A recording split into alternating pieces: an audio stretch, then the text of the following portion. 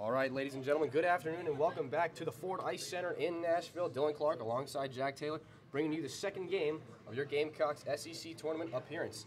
Last night, the Gamecocks falling 9-4 to the Kentucky Wildcats. Kentucky moves on, and therefore Carolina will play for the 5th place slot tonight against number 5 ranked Ole Miss. Now, Jack, it is still an important game, even though it's only for the 5th place slot. We talked to head coach Alan Sturwell about that, and he emphasized the importance more than we expected. Why is this game still relevant? Well, he was talking about it, and it is very relevant in terms of the fact that there are no games in between this and the cutoff for the ACHA playoff rankings. This is the last chance, really, that the Gamecocks have. It won't be official, but if they lose this game, it's pretty much certain that Clemson, coming up that next Friday, will be the last game for the Gamecocks. Now, they are trying to plan a outdoor game against Georgia coming up after Clemson, and we're going to talk to Sorrel after today and see about get more details about that. But today is a very important game, and Gamecocks breaking out those new garnet uniforms that they look so nice in, and it'll be an interesting one tonight. Absolutely. Their opponents, Ole Miss, playing last night. They fall by a score of 5-4 to the Florida Gators, a team that Carolina beat last year in the previous SEC tournament. But again, tonight, the Gamecocks just trying to make some noise and get themselves into the ACHA playoffs. Again, it won't be for sure. There's still a lot of contingencies hanging on that. But looking back to last night, we had goal scorers Ben Smith, Jack Watson, and Sean Davis. Getting to Sean Davis, he will be out for tonight's game. I believe it is a knee injury or something on that right leg. He will not return for the rest of, obviously, the trip being over after today. But his status is unknown going forward. We talked to Sorrel again, and as he said, they're going to wait until they get back to campus, till they get back to South Carolina to get it checked out. But Sorrel did not have the best mindset when it came to that. He seemed to think that it might be it for the rest of the year for Davis, which would be, again, another crushing blow for Clemson coming up, and if they can win here today, a big blow during the ACHA playoffs. Absolutely. Looking forward to today's matchup. We're going to take a look at some of the key players tonight, and the number one player that really stands out to me with the injury to Sean Davis, Ben Smith's he's gonna have to step it up a little bit. But take a look last night. He's got a goal. He is a freshman, and wearing the number 10 on the back of his sweater. Ben Smith went 10 for 14 on faceoffs last night. He took the most faceoffs of anybody on the ice, both for Carolina or Kentucky, and he also won the most. And really, we talk a lot about the Gamecocks needing to win faceoffs both on the offensive and defensive side of the ice. And if there's a guy that's out there for a key faceoff, you can better believe it's going to be Ben Smith tonight. Well, yeah, and Ben Smith kind of took over that role because we had saw throughout the majority of the season that Jeffrey Gestrebsky was kind of that guy for both offensive and defensive faceoffs. But then somewhere along the line, it seemed Ben Smith was able to get that role, garner that role, and do really well in it. And so Sorrel talked about it again today, talking about his importance on the ice. And then he also said that when it comes to penalty kills, though, Ben will be filing back a bit to help out on the defensive side. In goal tonight, the Gamecocks, again, forced to go. Not that they have any complaints, but the Gamecocks will go with Jared Ward, again, the only goaltender traveling with the Gamecocks on their trip here to Nashville. And looking across the ice, he will see Joseph Warnock in goal for Ole Miss, wearing number 70 on the back of his sweater. And a similar situation, Warnock, the only goaltender on the Ole Miss roster. Thomas Bacon and Mark Kerbel also, they're not a part of the team. Well, it seems to be a common thing here in this tournament, especially for these consolation games, because we had saw the last place game this morning earlier versus Auburn and Vanderbilt.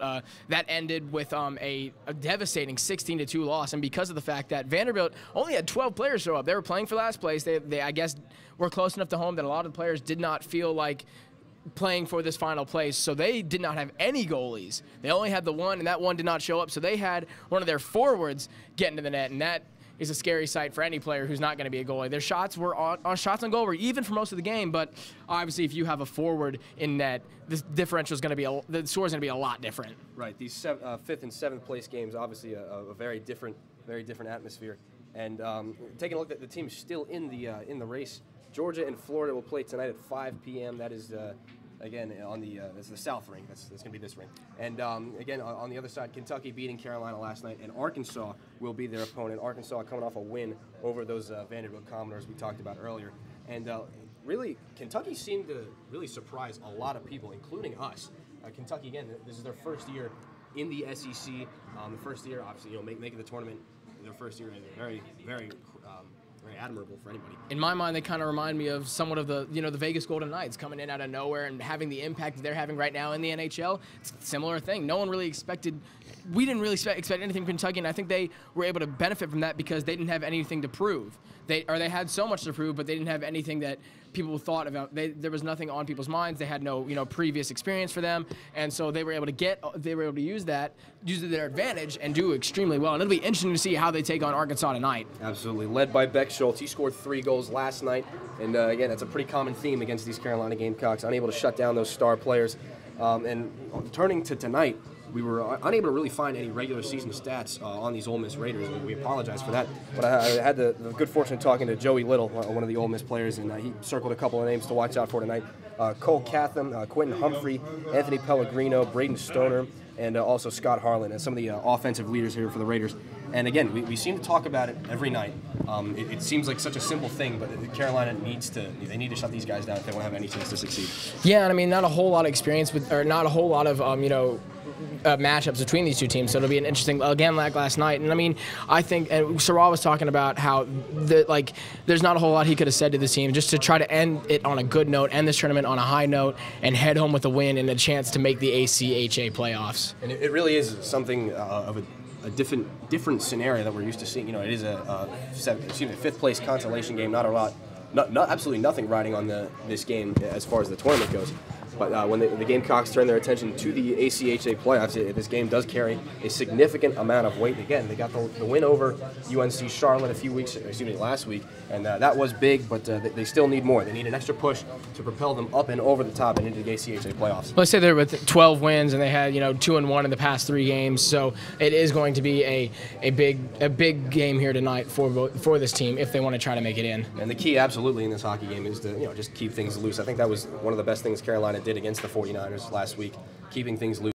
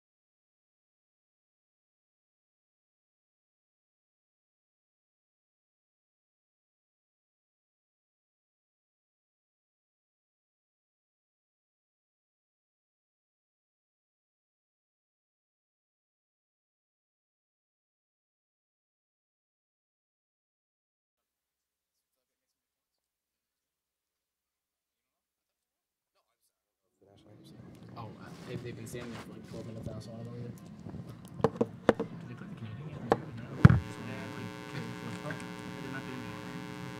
I can't tell. I can't hear. No, they are.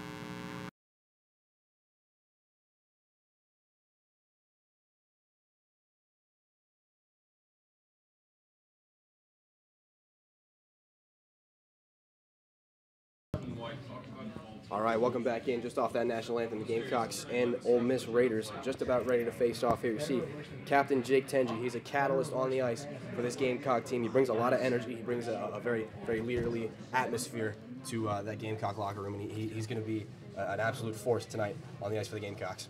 And he's going to have to, keep a level head. We saw him get in a lot of altercations last night and have to talk with the ref quite a lot. So, but that's always an issue we talk about for the Gamecocks, especially when the score gets the deficit the way it does. Absolutely. Carolina in their red uniforms, as Jack mentioned earlier on. Black pants, some white around the socks. Absolutely wonderful looking uniforms. And they will look across the ice to see Ole Miss Rebels in their white uniforms. With blue. Those are pretty nice uniforms as well. Blue trim, blue prints. Jake Tenji will take the opening face-off for Carolina. He will have Nick Narslicko and Brian Soar on D, and we're just waiting to see what wingers head coach Alan Serwalk goes with. But again, as we mentioned earlier on, goaltending matchup tonight, Jared Ward against Joseph Warnock of Ole Miss. And Nick Narslicko, excuse me, I'm going to mispronounce that name because we haven't said it a whole lot this season, but he has kind of come onto his own in the role he's had this tournament and against Charlotte, and I think he's coming into his own this season. Absolutely. Thank you very much again for joining us, Jack Taylor, alongside Dylan Clark. We are very happy to be with you tonight, and a huge hit right off the bat from Nick Narslicko. It's just as I was saying, oh my word. Wow. Jake Tenji skies one up, and Ole Miss will rifle one and hit a Gamecock on the bench. That's Jeffrey Kostrevsky. Got him a little bit low there. He's okay, though. He's really giving it to that Ole Miss. I didn't see who it was. It might have been Nate Sullivan fired that puck into the Gamecock bench. Hit him right in the blue pants. It was a target for him. It was. It really was. Again, Jeffrey Kostrevsky wearing those blue pants. Very noticeable out on the ice. He's also a bit of a goof, so that's probably a little bit more acting than seriousness right there. Face-off coming back at center ice. Jake Tenji unable to win that one either. The puck popping up in the air. Tenji fires it just back in, and that puck will pop around some more. There you go. Nice play there by Jem Hatton. Behind the net, puck played by Warnock, and inability to chip it out there. Puck comes right back in. A couple players get tangled up there. Jake Tenji hauls down his man, that's Nate Sullivan. And already, not even 30 seconds into this hockey game, we've got a penalty. That's Gamecock hockey for you. And we'll see what the ref says. And there's even maybe some swinging after the fact. It looks like Hatton kind of took a swing to one of the Ole Miss players towards the end of that. Some of the emotions from last night's game already seeming to carry over for the Carolina Gamecocks, but we'll see 4-on-4 hockey. Jake Tenji going to the box for Carolina. Nate Sullivan for the Ole Miss Rebels. Face-off will come to the right of Joseph Warnock. Again, the only goaltender. He took the loss last night against the Gators, a 5-4 loss. But from the stat sheets that we looked at, it doesn't seem like Warnock he played a very bad game. It was just just in the end not enough to get his team over the top. I don't think either goalie played a bad game. It's just once you get to that kind of momentum and it all starts snowballing, for lack of better words, that there's nothing goalies can do about it then. Absolutely. Gary Irwin controls for Ole Miss. They'll throw it back up to Irwin. He comes down that left wing side, and a couple of sticks go flying. Puck loose. Try to be picked up by Jeffrey Kostrevsky. Brian Soar gets himself involved, and he gets some room. Soar over center ice, throws it up in the air. It'll be gloved down. That's Kurt Lindhorst. Lindhorst over the other side. Can't be controlled by Irwin. Now another hit at center ice. Jeffrey Kostrevsky, the victim of that one. Kostrevsky passes one off to Brian Soar. Soar's just going to take a look at things with 18:54 to go here in this first period. We still skate 4-on-4. Centering pass to Schneider, and now again off the stick of Ben Smith. A very valuable freshman there, number 10, Ben Smith, 10 for 14 on the faceoffs last night. Looking to get a chance in front. Smith takes a hit up high, and Ole Miss brings it back the other way. Lindhurst over the line, fakes a shot. He brings one in, turns around and takes a big hit there. Wow. What a body work by Jack Watson. Brought ahead now by Smith. Smith to the backhand. He throws one. Pass intended for Grayson Curry, but it goes into the corner. Ole Miss will break it out from there. Slapped back in by Dave Cochran. Goes off a few skates. Ole Miss has possession yet again. Down that right wing side, Anthony Padula. Padula's just going to send it in behind the net. He'll go for a change. 3 Gamecocks against 1 Raider. They regroup at center ice. Bringing it over the line now. Grant Rodefeld throws one on net. Nice stick save by Ward. The puck pops up in the air. Swept back behind the net by Jack Watson and Dave Cochran. Cochran bringing it in. A nice breakout pass there. Stopped by Rodefeld. In again to get it. Jack Watson. Watson taking some sticks to the legs there. Puck comes free, and behind the net goes Cochran. Cochran again looks skyward for an intended pass, but it goes all the way down off the stick of Warnock. 5 seconds to go on the 4-on-4. Jake Tenji and Nate Sullivan almost back out on the ice. Skating it up through center ice now. Scott Harlan a shot. It just goes wide. Now they'll try to regroup it down low. Both men out of the box. Now Carolina trying to break it out. Might be an odd man rush here as the puck pops up in the air, and that'll come to a screeching halt. Back in again, it's Harlan. Captain of these Ole Miss Rebels. I keep saying Raiders. Now another penalty as more players collide in the corner. This time Jake Tenji, he's getting involved, and some more slashes, some more things after the whistle. That's Jack Werfel getting involved. And he already knows. Tenji made a beeline for the he penalty goes box. straight to the box. Werfel looks like it's going to join him in his own penalty box. And again, we will skate 4-on-4, not even 3 minutes into this hockey game. When you're talking about Rebels Raiders, I actually, since, with the football team and the school changing their mascot from the Rebels, I'm interested to see what their ice hockey team identifies with. Yeah, we see a lot of A lot of different teams, for instance, Georgia, the Bulldogs, but when they switch over to ice hockey, they become the Ice Dogs, and it is a little difficult to keep track of. Tennessee with the Ice Fools, and obviously Gamecocks can't really do that because it would sound strange. Ice Gamecocks is a little bit too much. Well, and what it would be just would not work out really. So just the Gamecocks. Defensive zone face-off for Carolina. The officials finishing up, giving the penalties to the timekeeper. Puck dropped, and that face-off won. It skips right around in front and is saved down low. Puck still loose. An early whistle. Quentin Humphrey not too happy about that one. Humphrey had a couple good looks there on the side of the net.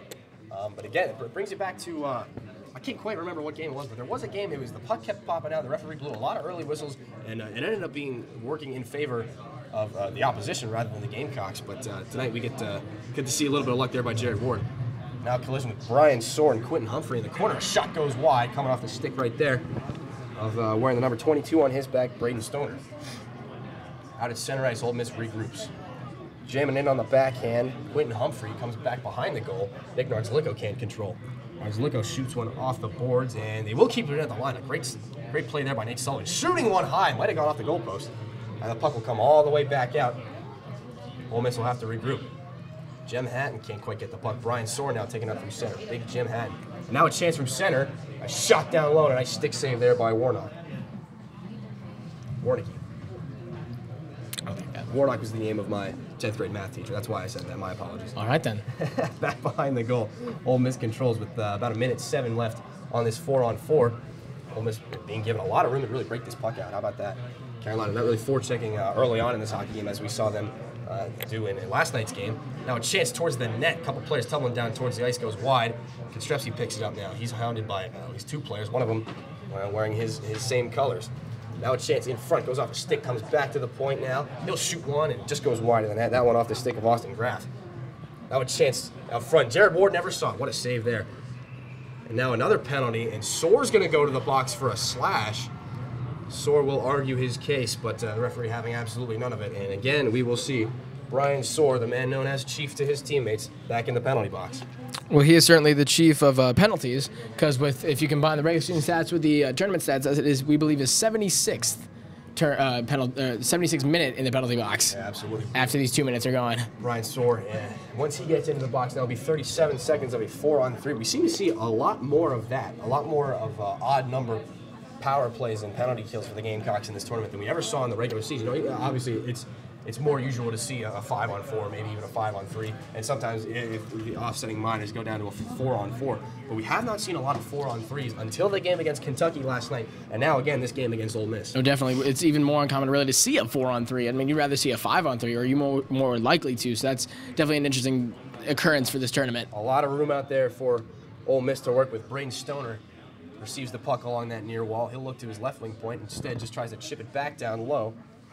Chance in front, a shot. Nice save by Jared Ward, stopping Pellegrino. He'll get it again, move it back out to Stoner. Stoner, again near side. Chatham, and now it goes back down below to Pellegrino. Pellegrino hit by Nick Nardzliko, able to get the puck through to his teammate before that, though. Carolina unable to really do much in terms of penalty killing yesterday against Kentucky. They'll see if that can change tonight. Pellegrino looks down below. A chance there for Chatham, and it wouldn't go. One man out of the box. It's going to be an abbreviated 5-on-3. Now out of the box, Tenji. Almost a chance there for Tenji. Clean out of the box as Tenji makes a nice hit there. Victim of that, Braden Stoner. A couple more players still down on the ice. Jake Tenji being thrown down repeatedly. No calls so far. Puck comes free back inside Ole Miss territory. Jake Tenji still down on the ice. Finally getting back to his feet now. And he's going to pick that puck up. What a play by Jake Tenji, except he passed it off to no one. Ole Miss brings it in now. Chatham. Chatham with a chance, slides it over the slot, a shot. Oh, that just went wide. What a shot there by Gray Irwin. As that puck popping up off the glass and out of play. We will have a stoppage. 14:31 to go in the first period. 4 shots on goal for Ole Miss, just 1 for the Gamecocks. They still have 1 man in the box, Brian Soar, for another 47 seconds. And it seems like neither team is trying to get off to a very fast-paced start here in this game. I mean, with only about 5.5 minutes gone, it just seems that neither team is trying to take it, to gain a lot of momentum or go on that quick offensive attack. Well, at this point, it seems to be a bit more of a feeling out process for both clubs. Grayson Curry now just throws that puck up through the slot, and he stopped at the stick of Joseph Warnick. Right out ahead over the blue line and into the skates there. Trying to throw it across for Graff. Graff, the captain of this hockey club, he had 2 goals last night in that game against Florida, where the Ole Miss Rebels falling short just by 1 and scored 5-4, and that is naturally why they find themselves in this game against the Gamecocks. Brought up through center ice. They'll chip it back in. Lindhurst goes out wide. He puts on the brakes. They look back towards the point. There's Padula. Padula shooting one off a skate in front. Picked up by Jack Watson. He will just gingerly send that puck down the ice. Almost a chance there by Jim Hatton. A bit of a gutsy play there by Warnicki, trying to come out and play that puck. D-to-D pass. 2 Gamecocks in down low, forechecking. Here's a chance in front. Soar out of the box. Gives it over a shot. Can't get a clean one now. Now down to the ice goes Jim Hatton. That was a big chance in front for Hatton. Trying to get the first goal of this game. Again come the Rebels. Throwing one in. That'll be almost gloved down by Jared Ward. He thought better of it. Grayson Curry takes a hit in the corner from the Ole Miss captain. Trying to cycle one into the slot, but Powderly got a stick on it. Powderly able to get it over the blue line, and again, Ole Miss trying to regroup in that neutral zone. The puck will have to come down again, and yet again, it is played by Warnicki. Curry keeps it in, though, and he'll move it out to the left. Down below the goal line, Kostrebski. He's got Ben Smith on the ice with him, but Ben Smith can't get to the puck quite in time. Back to the point, they'll cycle it in, far side corner. Shot, oh, that just goes wide. What a chance by Nerdlicko. Puck off the glass, able to be kept in by Gray Curry. They'll keep it in again. Good job by Ben Smith. Curry walking the line. He goes down low. Kostrebski is shot. A nice save there by Warnicki. He'll cover. And we will have a stoppage of play with 12:41 to go. Kostrebski almost, Kostrebski almost slipped in that behind the back, almost backdoor kind of shot, and that was. It would have been a great opportunity, or was a great opportunity for the Gamecocks, but we will still see the score even as Gamecocks are able to kill that power play, the first one of the night after the 2 4-on-4s essentially. Jeffrey Kostrebski, the Gamecocks' leading scorer, he had gone quiet at the end of the regular season, but he still is the leader in points. 8 goals, 14 assists, 22 points, and he will try to lead his Gamecocks to a lead and hopefully an ACHA playoff berth by the end of the night. At the point, Hickman shoots one just wide. I don't really get a lot on that shot. Now, it might be a bit of momentum back the other way. Gatlin can't quite get to the puck. Hickman can't really control it either. Gatlin. He'll battle with Hickman. Gatlin goes down to the ice. Hickman's still on his feet. Hickman hit by Gatlin, and joining the fray is Kostrebski. Puck pops in front. Gatlin is on the backhand, and he scores! What an individual effort by John Gatlin, the alternate captain of these Ole Miss Rebels, and fantastic strength there and skill shown on that puck. He was able to control the puck as it was kind of bouncing around the ice in front of the crease, and he was able to just slip it back in there. Almost, I believe it was backwards, and it just, I think Ward wasn't sure entirely where the puck was at that moment, and it got away from him for just a second. And a second's all you need in hockey, and that'll give Ole Miss a quick 1-0 lead. A bit of a mismatch in terms of size and strength. Duncan Hickman, not the biggest guy out there, and I believe that John Gatlin is one of the biggest, if not the biggest guys on this roster for Ole Miss, with the exception of maybe Grant Rodfeld coming in at 6'4", 220. Face-off won by Ole Miss. It'll be controlled along that near side wall, moved up to a teammate, but Carolina fires it back in. That comes off the stick of Nick Nardlicko. Back in friendly territory, Ole Miss controls it, pops up in the air, and Brian Soar taken down, but that puck brought in offsides, and Soar just... He's not had a lot of luck so far in this tournament, Brian. No, he has not. And he almost had a chance there, and if it had not been the offsides, probably would have gotten that tripping call because he was about to make a break and just was tripped up by a Ole Miss defender ski. So a bit of a missed opportunity again there. Just you got to be aware of where you are on the ice, where your players are on the ice, and what is going on, and just not the kind of sloppy play from the Gamecocks at that point. With the exception of his goal scored last night, not a very good tournament for Brian Soar. A lot of penalties, a lot of shaking heads on his part. He knows he wants to do better. Trying to get some offensive zone time here are the Gamecocks, and they will be denied of that by Stoner. Stoner behind the goal, looking for an outlet pass. He'll throw one, he'll go to the air, and it's intercepted and pushed back in by Nick Nardlicko.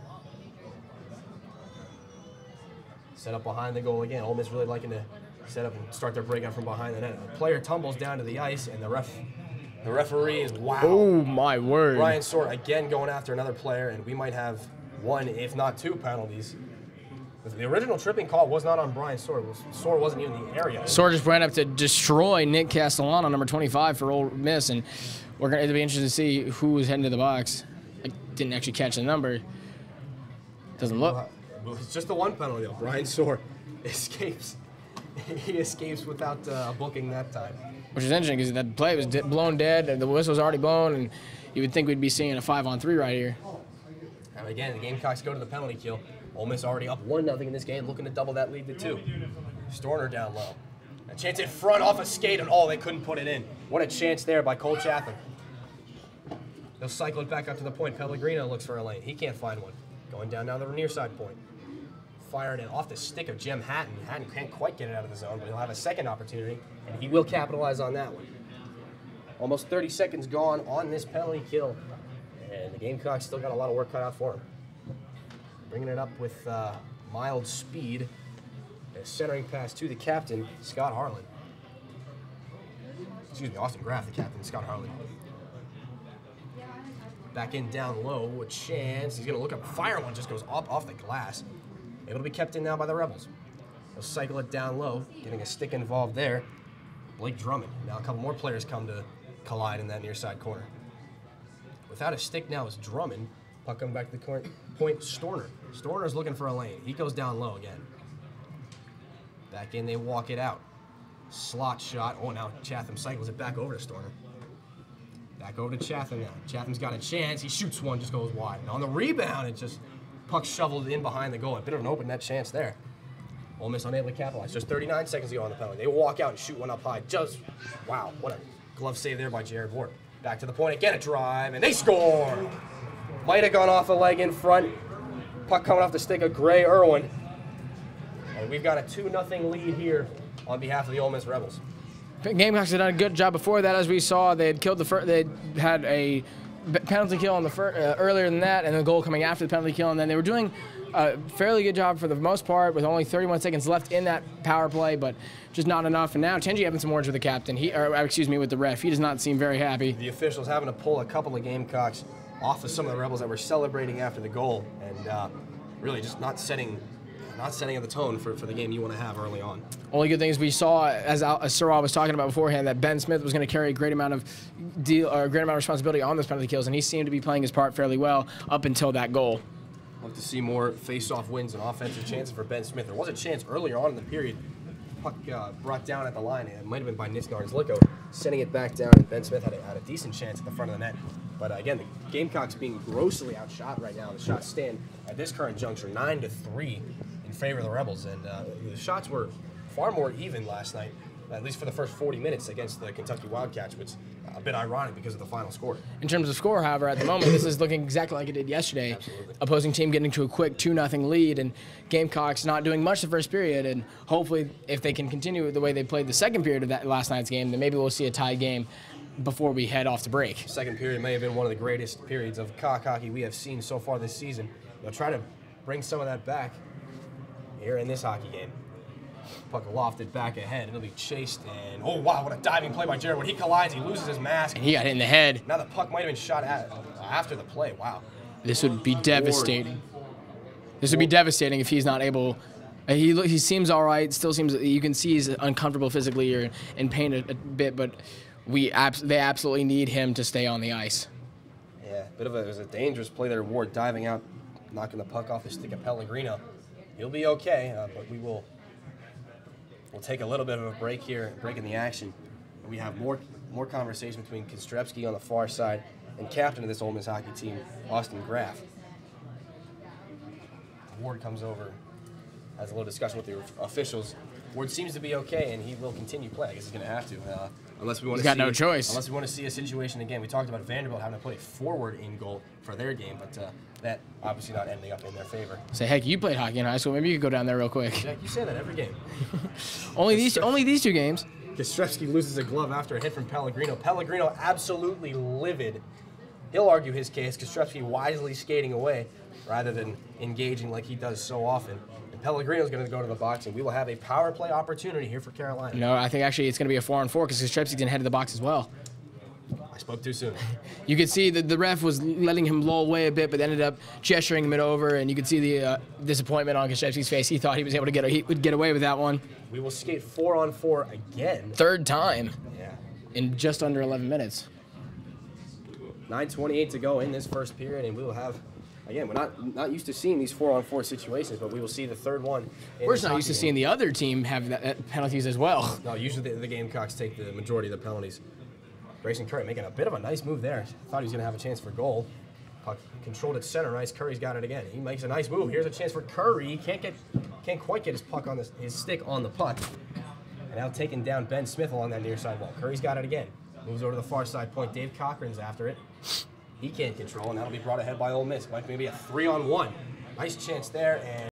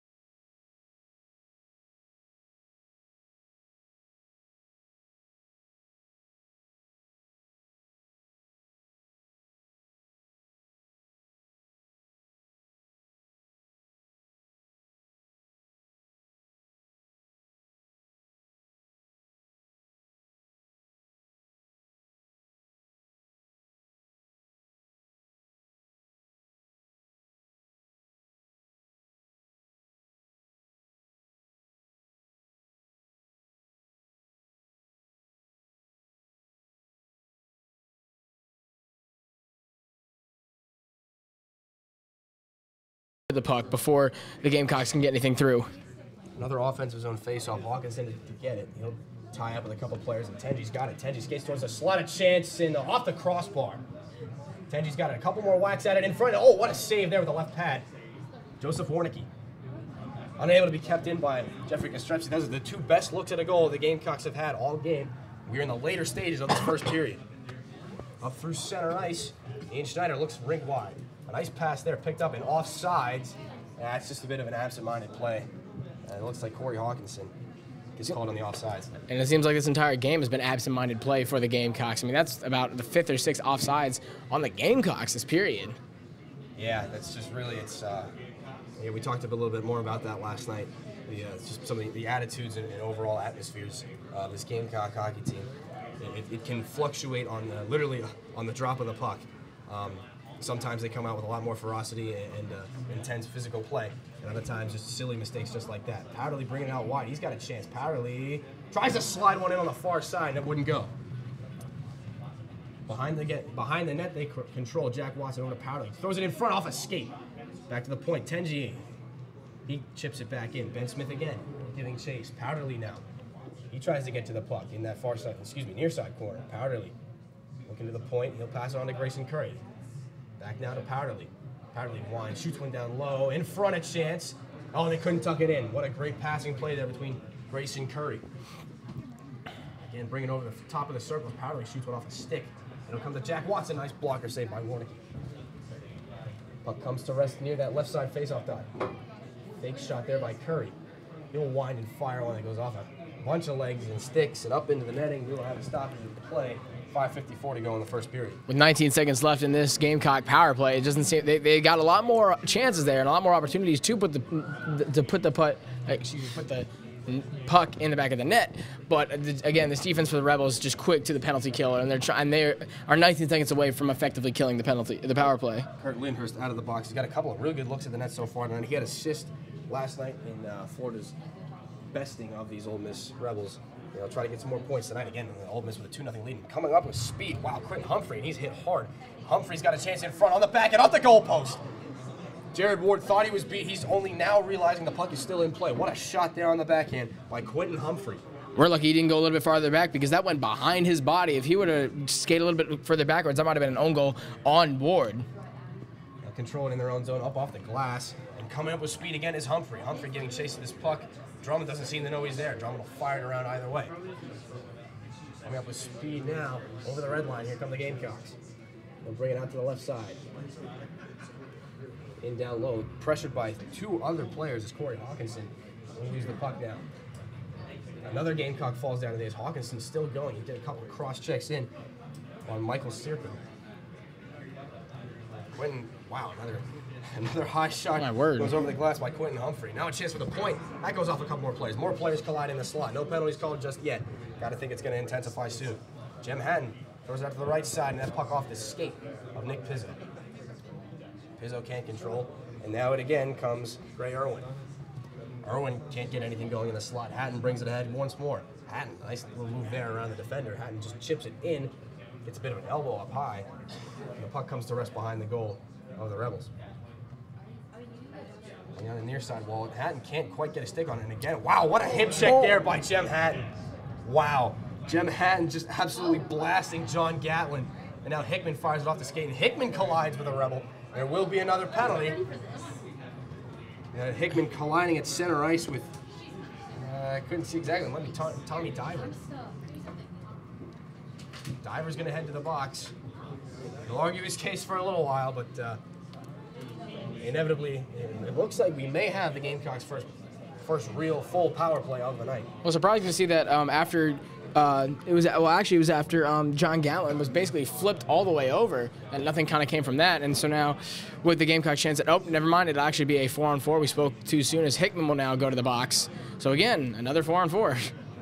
A lot more room opens up, and it's not good, but it's not bad either. It's a chance for the Gamecocks to get some speed going through the zone. And we have seen when they get some speed going, the Carolina Gamecocks can really make a lot of damage. Face-off. Nobody really sure where the face-off is going to come. We got refs all over the ice. Having a bit more discussion about the outcome. But 4:14 to go in the first period. A 2-0 lead for the Ole Miss Rebels. See, and half the refs are over on the Gamecock side, half the refs are over on Ole Miss side. Well, actually, one ref's in the middle, one ref's on the other side, one ref's on the other side. So, not entirely sure where this face-off is going to go. I believe it's going to be a defensive face-off for the Gamecocks, but again, I know. Now I think we can confirm. Well, take a look at the Carolina bench. Some of the players, I can't tell. Whoever's all the way on the right is taunting the officials. And if that continues, we're going to see another penalty. Hopefully not. Alan Surwa adamant about something. He will have a discussion with the officials again. We have a long break in play here. Yeah. Some of the longest breaks. Again, we didn't really see a lot of breaks like this when we're back at home in Irmo. Not at all. A lot more confusion here in this SEC tournament. It really is a different beast when it becomes tournament time. They want to make sure they get everything right. Want to make sure that everything's accurate. Want to make sure everybody understands what's going on the ice at all times. That includes players, coaches, and officials alike. Penalty kill, again, is the task in front of the Gamecocks. And Ian Powderly, a great job to shovel that puck out on his backhand. And that puck will be played again by Warnicki. Warnicki almost a turnover there. Would have been a big chance at center ice for Ian Powderly. Back in come the Rebels. It'll be brought down low. Centering pass and a nice save by Jared Ward off a great shot by Anthony Pellegrino. So I didn't even notice. I just figured when Dunkman went to the box that they had both players in. It was going to be a 4-on-4. So, yes, this is another penalty kill for the Gamecocks. They're 1-for-1 on the night, and we'll see how they take this third penalty power play. I'm not entirely sure how these penalties are stacking up because it really seemed to be a clear-cut penalty against the Rebels. But, again, we'll get some more information about that in between periods. But for right now, it's Pellegrino down low. They're cycling on the far side. Really a slow tempo in this hockey game. A lot of cycling, though. It's nice to see some good puck movement. At the point now, they go down low.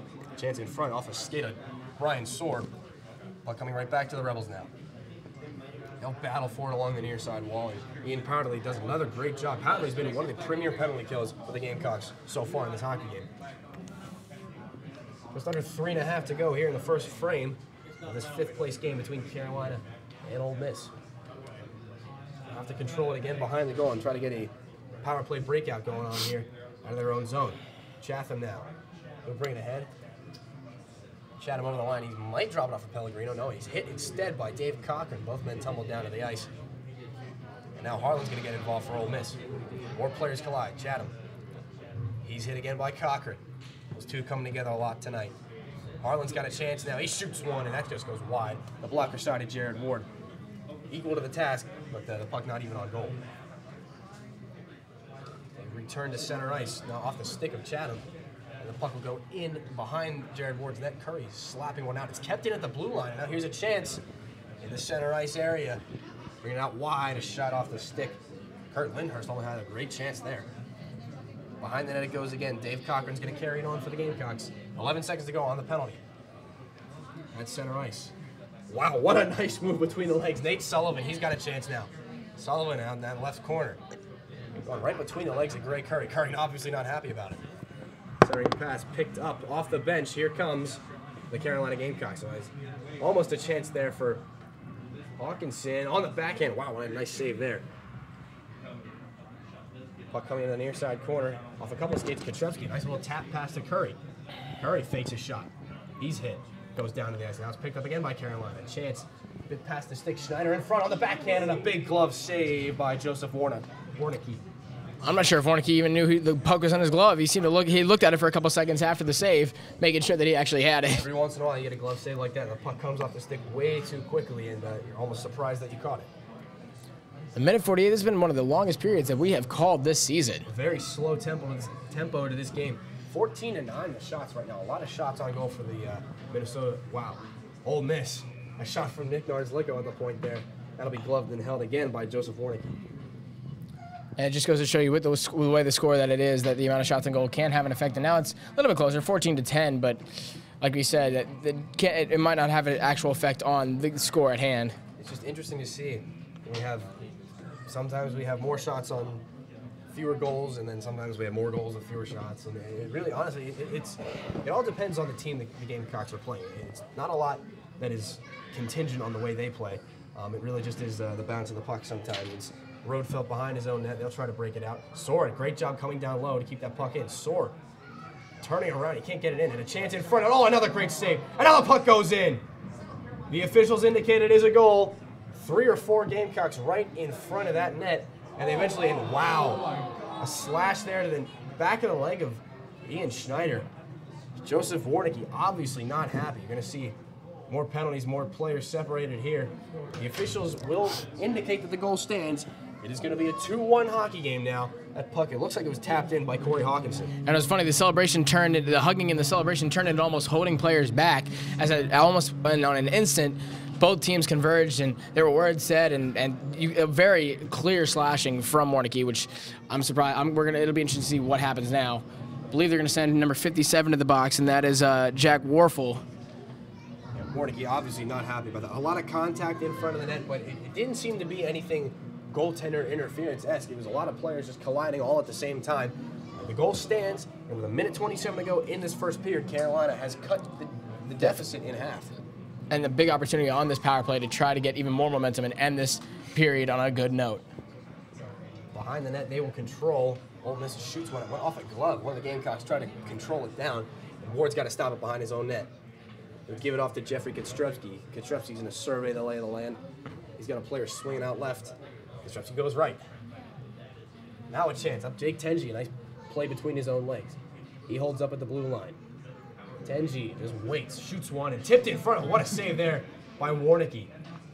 That puck changes direction about 4 or 5 feet in front of him. Warnicki more than equal to the task. What a stop there. Ref's a lot quicker now to try to break up these scrums before anything bigger happens. Yeah, maybe the tension will break after we go to the intermission, but Kostrevsky having words, and again, this is becoming very similar to both yesterday's game and pretty much every game we've seen so far this year, that at some point the post-whistle discussions take precedence over everything else. The Gamecocks will have an offensive zone face-off with a minute 29 to go, and the penalty to Joseph Warnicki, serving that in the box again, as we said earlier, Jack Werfel. Face-off won by Jim Hatton, back off to the point they lay it. Jeffrey Kostrevsky's got a chance now. Kostrevsky shooting one again, and through traffic again. Man, it got off the stick or the skate of Jake Tenji. He looked to try to get another glove save by Warnicki. He was trying to get his leg up as high as he could to make sure it didn't interfere with the way the puck was going. At this point, you know, and if we see maybe this chance on the power play, only 48 seconds left in the period, but we will have an abbreviated power play to start the second period, barring any goals from the Gamecocks here. Gamecocks doing some real nice things to keep the puck in the zone. Maybe they start cycling it a little bit more. They'll have some better chance to get in the back of the net. That stick of Jeffrey Kostrevsky almost getting that puck, able to keep it in, but not this time. Ward will lay it on behind his own net. Kostrevsky on the backhand. He does a nice little spin to avoid diver. Kostrevsky bringing it up now. Not a lot of speed here, just some very slow, calculated advances here by Carolina. Kostrevsky bringing it out wide to the backhand. He'll go behind the net, and diver immediately bumps him off the puck and gives him an extra little shove after the whistle. No penalty called. Tenji shoots one off a skate. More players collide and go down the ice behind the net. That puck just played. Wow, it was a bit of a fake shot, a fake hit there. Now another hit by Soar and another penalty. Brian Soar again is going to go to the penalty box. He'll have post-whistle discussions with alternate captain John Gatlin. The two men having to be separated at center ice, but either way, Soar's going to the box. How often do we say that? The second time tonight.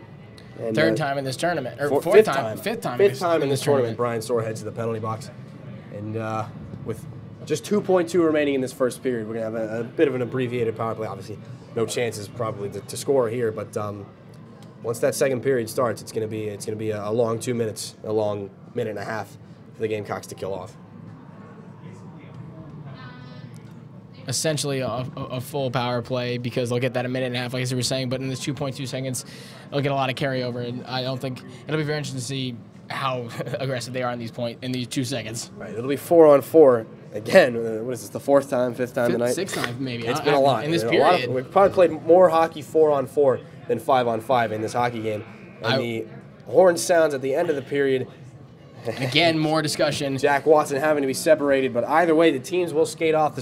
The score as it stands right now, 2-1 in favor of Ole Miss. The shot's 14-13. So the Gamecocks really closing the gap, doing a good job of that in the offensive category, really in the latter stages of that first period. We're going to step aside, but when we come back, it'll be the start of the second period. Jack Taylor, along with myself, Dillion Clark, will have the call. And you are listening to the Capital City Sports Network, presented by SGTV.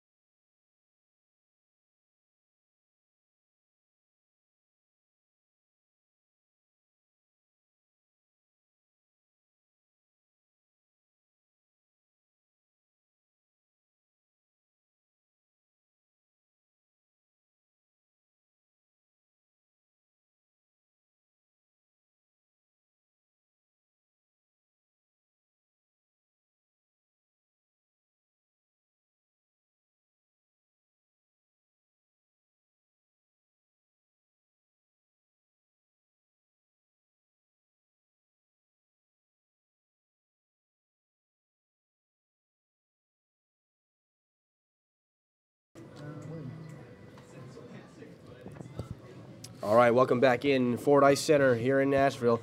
Gamecocks trailing by a score of 2-1, but the one goal coming from, again, Brian Soar, leading the team in goals so far this tournament. He's got a goal in each game, but he's also got 3-4 penalties. And the Gamecocks will play 33 seconds 4-on-4, and then they will have a very abbreviated time killing penalties. Face-off won by Ole Miss. They'll control in their own zone. Shifting behind his own net now goes Gray Irwin. Chipped up into the neutral territory. Pellegrino turns it over. Now it's picked up by Jeffrey Kostrepski. Kostrepski tries to slide it over to a teammate. Picked up by a friendly sweater now coming over the red line. Just chipped in on the backhand. That's Dave Cochran. Behind the goal, giving it right back over to Cochran. And now puck just thrown into open territory. Curry's going to try to go for it. Curry now a bit higher of a tempo here to start out this second period than we saw at the end of the first. Puck intended to go to Jeffrey Kostrepski, but it sails back behind everybody. Icing waved off. Now Ole Miss picks it up. Now it's Irwin. Irwin again ahead to Pellegrino on the power play. Pellegrino taking it out to the right side now. He'll shoot one just through the slot. Ward get a stick on it, and it pops all the way up in the air. He'll slap it back down off the boards. Bit of a bank pass there. Now it comes up to Stoner. Stoner at the wow, a chance right in front. That shot just going off a couple of legs and into the boards behind Jared Ward. Schneider just trying to dump it out, and he will. Clear all the way back down, a couple of 100 feet, and the Gamecocks will at least get a couple of line changes. Pass up to the near side, Pellegrino now dropping it back off for his defenseman. And a collision at center ice there. Irwin goes down, and the puck picked up by Pellegrino. Pellegrino back on to the backside, all the way over across the ice. Back down onto the right wing circle, hounded there in the slot. Can't get a good shot off there. Some great defensive effort there by Jake Tenji, Gamecock captain. Now a chance on the backhand, a nice shot blocked by Cochran. The puck still comes right around in front and right through that slot. Jake Tenji backhands it all the way up and out of the zone. Very active goaltender, Joseph Warnicki, coming out a lot playing that puck. And we saw Jared Ward got, oh wow. My word. Jared Ward got, he came back to bite him in last night's game, but we have a Gamecock down right now, not moving on the play. He hasn't moved at all. I think that's Tenji. Bit of a hit up high there from Gray Irwin. Who no, never mind. He was coming up heated, trying to go. They have two players trying to stop him right now. They got Cochran trying to hold back Tenji. He came up. He was sitting down for a while, and he came up and looking for Castellano. So they had, I believe they had Pizzo and they had Cochran just absolutely restraining Tenji as much as they could. Gray Irwin, we see actually got a game misconduct for elbowing in yesterday's game against the Gators. And we'll try to see. Jake Tenji obviously hurt on the play. In some discomfort back there on the Carolina bench. We get more and more penalties as this game progresses. And again, we're happy to see that at least Jake Tenji isn't hurt. Yeah, no, that was definitely a very scary moment for Tenji. He was on the ground for a while. I think he was just trying to get maybe something from the refs, trying to get a little bit of reaction out of them. But he came up at full speed. And now we're back down to 4-on-4, at least for the last couple of seconds here on this penalty to Brian Soar. Icing now on that play. The puck comes all the way back down, but Carolina will find themselves on a power play for the next minute 55. Able to kill that penalty, and I don't think we've had more than 2 minutes of a full 5-on-5 this entire game. It's been a very stop-and-go game, very jerky, and nothing like anything we've seen so far this season. Face-off won by the Rebels. Back behind the net they go. They wrap one all the way around the glass, but Cochran's able to keep it in. Cochran shovels it back down low to Powderly. Leading rookie scorer for these Gamecocks. Powderly lays it on back to Cochran. Now Powderly. Taking it out wide. A nice chance for Powderly in front, and he tries to go upstairs, but he puts it right over the net. Great Curry leaves it there for Powderly. He'll chip it along. Jack Watson. Watson back along to Powderly. He can't control, and it comes down to Curry. Gamecocks working things down low. And chance in front, and a big stop there. Some contact after, but nothing actually occurs after that one. A great chance there, working below the goal line there. How about that effort from Grayson Curry? Just as close as they come. I mean, that was one of the best opportunities we've seen all game, and you could see, though, with the ref, he was on a beeline to separate those players. He's trying to control this period as much as he can. Things really getting out of hand at one point or another, at least in every game we've seen so far this year. But Brian Soar back out on the ice. He will be playing that right point position on this power play. Try to get his third goal of this tournament. Kostrepski lays it on to Brian Soar. Soar brings it in over the line. On sides, a chance across. Jim Hatton, a chance. Oh, wow, what a deflection there by Hawkinson. Hawkinson couldn't get it to go, though. They rip it up off the glass. Line change coming here for Ole Miss. Ward stops it in front and just leaves it to no one. Now a chance. Wow, what a play there by Kostrevsky. In front, a bit of a absent-minded play there.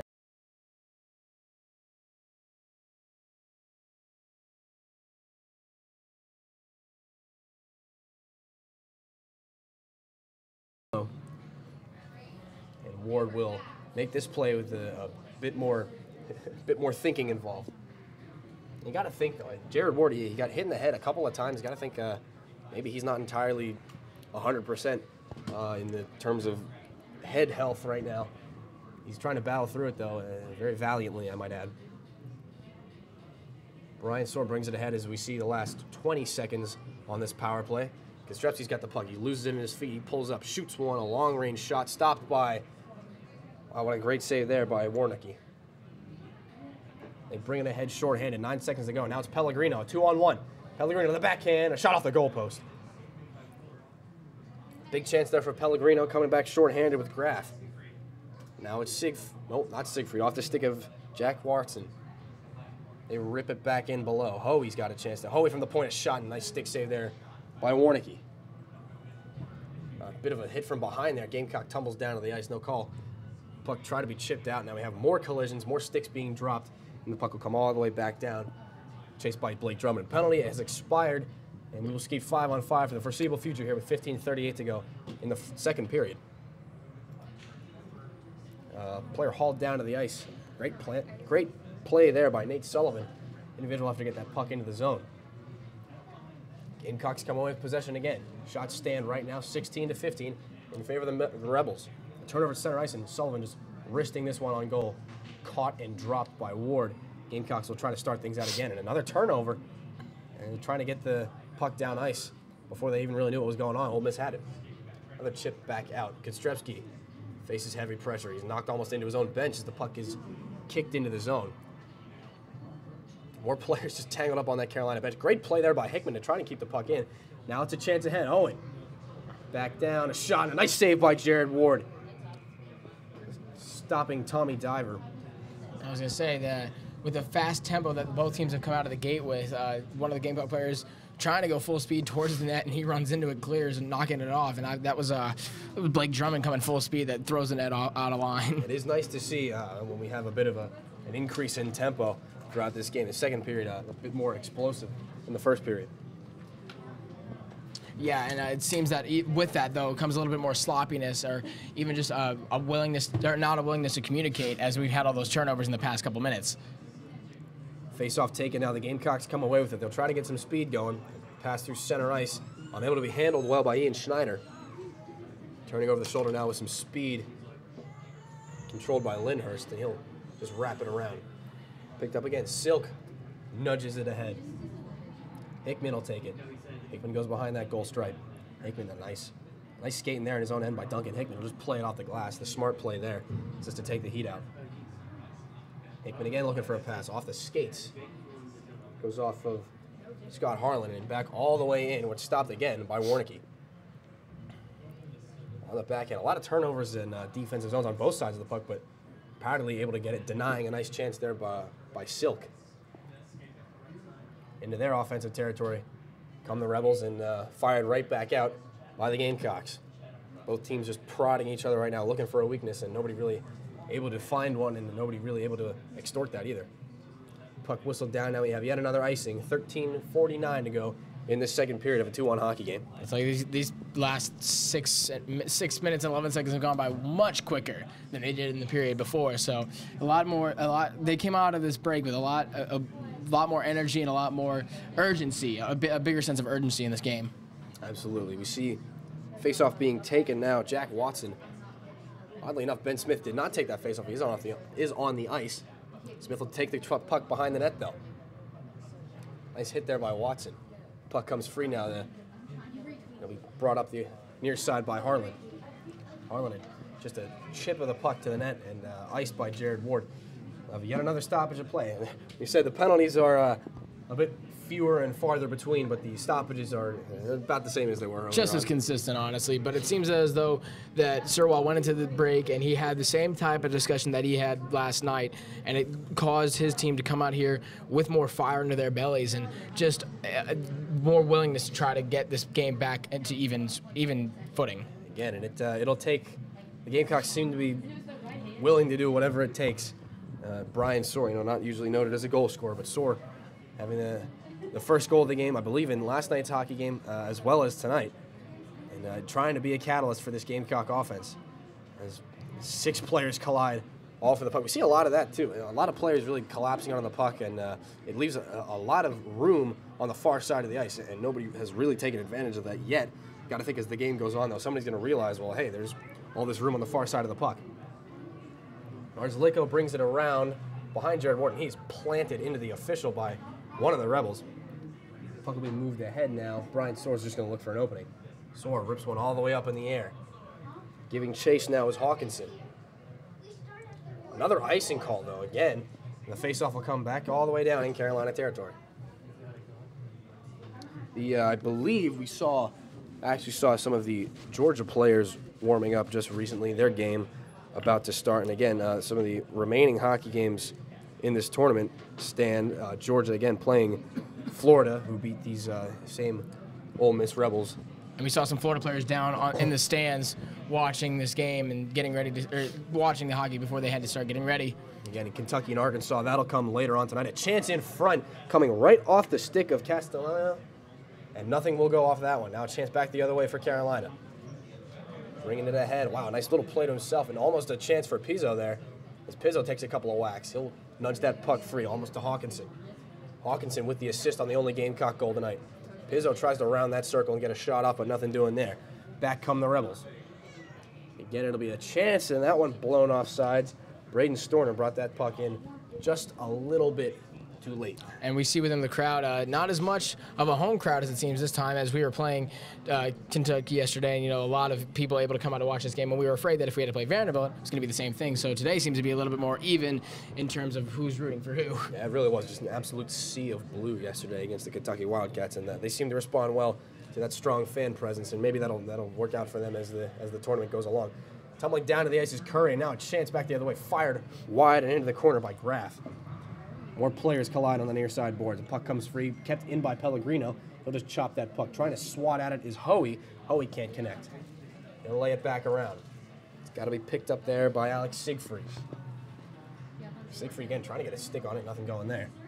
Back in, it'll come. Cochran's got to play it up. Siegfried's got another chance to make a difference. Siegfried sent down onto the ice, and now the puck picked up by Pellegrino. Pellegrino trying to work that puck away. Tumbling down to the ice is Siegfried, and nice play there by the Rebels to keep it in. A shot through a screen, and a big save by Jared Ward. The original shot knocked down. The secondary chance was not, and Ward made a great effort there, trying to see through that screen and get a pad stop. Puck sent all the way back down, and again, we will have icing, and it seems the second we said that the pace is picking up, the pace slows way back down again. 11:25 to go in the second period. And there's a lot going on in this game, a lot of bodies on the ground, a lot of sticks flying around, and it's just a lot more aggressive of a game in both sides. And normally we don't see that aggressiveness and the intensity match when it comes to how physical they're going to be from the Gamecocks. We don't normally see the opposition match that. Yeah, I'd be really interested to see the face-off stats. I believe we'll get an update on that as the period continues, but really nobody really able to get a clear advantage in the face-off territory. And interestingly enough, we saw Ben Smith winning a lot of draws last night. He's obviously the best face-off man on the ice. We haven't seen Ben Smith taking very many draws at all so far in this game against Ole Miss. And hit there by Hoey, stood up at the line by Irwin. Gamecocks working things in their own territory. They'll try to wrestle that puck away. And now it comes to Cochran. Cochran lays it along the left side, and it's kept in again by Ole Miss. Now a sweeping chance through the slot, unable to be finished off there. Now here comes Kostrepski. Kostrepski's going to try to turn the speed on here. He just waits patiently, throws it on goal, and an easy stick save there by Warnicki. All the way back, Curry gets to the puck and will be blown down as an icing yet again. Took just as quickly to get another icing, and it seems like there's one at least in each minute. And with about 10 minutes and 50 seconds left, period almost over, but I think it still has gone by a lot quicker than the first. Yeah, some great effort there by Grayson Curry. And finally, one of these icings is not against the Gamecocks. They'll have an offensive zone opportunity here as skating off now. One of the Gamecocks. Can't tell who it is. It's Jake Tenji. Jake Tenji's headed back to the locker room to be evaluated for that injury he might have sustained earlier. Powderly off the face-off a shot, gloved and held by Warnicki. Nice quick shot there by the leading rookie scorer for Carolina. Well, that could be a huge blow to Carolina if Tenji is out for the rest of the game. We saw it with Davis last night. They had the momentum. They had the upswing. They had what seemed to be a couple goals coming their way. And then the minute Davis goes off, it seemed everything went the completely opposite direction. So Watson off the draw and a nice save again by Warnicki. Up the puck it comes. And Powderly able to lay it off. And a big hit there. Wow. Almost a flying elbow there from Jack Watson. Luckily did not connect there. Goes off the skate of Irwin at center ice. And the Rebels will try again. Blows a tire there, and tumbling down is Lindhurst. Nothing will come of it, though. I like that. Blows a tire. Blew a tire, he did. Back it comes. It'll be taken by Drummond. Rimmed around to the far side boards, and Watson will have to play it out. Kept in, though. Nice play there by Lindhurst. Back around it comes Colt Cathan. Now it's taken away, and now here's a chance. Ian Powderly might have a 2-on-1. Powderly holds it, dishes it across, and he just could not hold that down. Might have been Ben Smith, and now the net is knocked off. We've got more discussions after the whistle. Powderly now wrapped up with it. Powderly just gingerly pulled away by Kurt Lindhurst. And nice chance. That was probably the best chance for a goal we've seen so far in the second period. And it just that Smith couldn't control the puck. He couldn't get a grasp on it, and that would have been a sure goal, I would think. And then it seemed that was something interesting. I haven't seen in any of a lot of games this season where you see a team from the player from the opposing team pulling back one of the Gamecocks to keep them away from hitting each other. Normally you see teammates pulling teammates away, but there's going to be a lot more discussion, and it'll be interesting to see what happens here. Yeah. Really, it's been a very, very solid game from honestly from both of these goaltenders. But Joseph Warnicki, he after you lose a game like that to Florida, it's a close game. Sometimes it's difficult to keep your head in things. Obviously disappointed, but both goaltenders have played well. And the same can be said for Jared Ward. It's hard to focus after a 9-4 loss, but both goaltenders doing an admirable job and coming ahead with speed. Cole Chatham tugging it out wide and a stick save right on by Jared Ward again. Comes in contact with some more players, and the puck is still loose. Now they finally blow a whistle as more players go down to the ice. And after the whistle, Cole Chatham taken down, grabbed by the helmet, and thrown onto the ice. Looks like it's our main man in penalties, Brian Soar, who is getting in the middle of the action. He just would not let the Rebel up. Again, 9:31 to go in this period. Carolina still trying to claw their way back. They found themselves in a 2-0 hole early on. They were able to slash that deficit in half. But Jack and I were just talking. It's been we played 5-on-5 for a long time, probably the longest time this game, and that's seems to be over now. Is that we'll take a couple of men to the penalty box now. Brian Soar, certainly to be one of them. I believe it'll just be a 4-on-4, but it's not uncommon tonight. I think Soar surpassed 80 minutes of penalties now this season. And Cole Chatham is in the box for Ole Miss. And you see Ian Schneider out there just coming off the bench, coming off the ice. Schneider favoring his left leg a little bit. Gamecocks don't want to see more players go down with injuries. Again, we saw the loss of Sean Davis and then Jake Tenji coming off just recently to the locker room. We hope to see him back in this hockey game. But the injuries are starting to mount a little bit here. And obviously don't want to see that because if the Gamecocks do make the ACHA playoffs, they'll need as many bodies for that. And if not, still, there's one more game against Clemson coming up within the next few weeks. Koskrepski takes it now on the 4-on-4. An attempted pass ahead to Hawkinson. That just narrowly avoids his stick. And the puck goes all the way back in. Bringing it around now with some speed here is Silk. Silk bringing out wide, and Silk is just planted. What a hit there by Cochran. Silk again coming after it. Now we got another penalty. The puck pops up. And looking to see what the call is here. Silk obviously not happy with the call, but Connor Silk's going to head to the box for the Rebels. And again, we see a 4-on-3. These penalties just come in clusters. It's all one after the other, almost rapid fire. It's just the heat continues to boil, or the tempers continue to boil and flare, and it just causes more and more penalties to happen. And it looks like that's actually number 77 going to the box, and that's 3 players. Connor Silk and Scott Harlan now will have a seat. Head coach of Ole Miss, Dan Armstrong, obviously not happy we'll have a discussion with the rest of his coaching staff. The head coaches tonight, Dan Armstrong for Ole Miss, obviously Alan Surwa for the Gamecocks. But again, on that Ole Miss coaching staff, 2 players that did play for the Ole Miss Rebels earlier on, Phil Jacot and Justin Ragland. Ragland, the goaltending coach, obviously working extensively with Joseph Warnicki. With 3 players in the box, the scoreboard can only fit 2 numbers and penalty minutes, so we'll see what happens. They'll transition as the penalty on Chatham expires. With 4-on-3 to take the face-off now, Jack Watson. And Watson does win it, and the puck comes free. Now it's Cochran. Back down low, past the stick of Watson. It'll come around, and it's picked up by Storner. Now chance in front, the puck just away from the glove of Warnicki, and it's under a couple of bodies. And one of the game, it was under. Can't see exactly who that is. It was one of the Carolina players getting stabbed and jabbed by a bunch of sticks. Everybody going for the puck. Jack Watson a little slow to get up. And it'll be interesting to see how they take advantage of this with minute 23 left on the penalties for the Gamecocks and for Ole Miss, and then have the power play after that. Again, we have a similar situation just as we saw the penalty begin. We'll have another face-off to the right of Joseph Warnicki.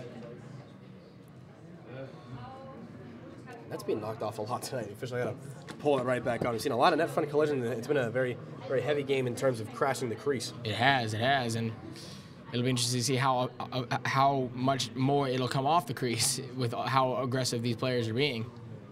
Greg Curry will wind things up at center. Curry does a little shake and bake out to the right. Curry bringing it again around one of the defenders. Curry centering pass, a chance in front, a nice stick save there, just denying Jack Watson. Curry still's got it. He's got a stick behind his back.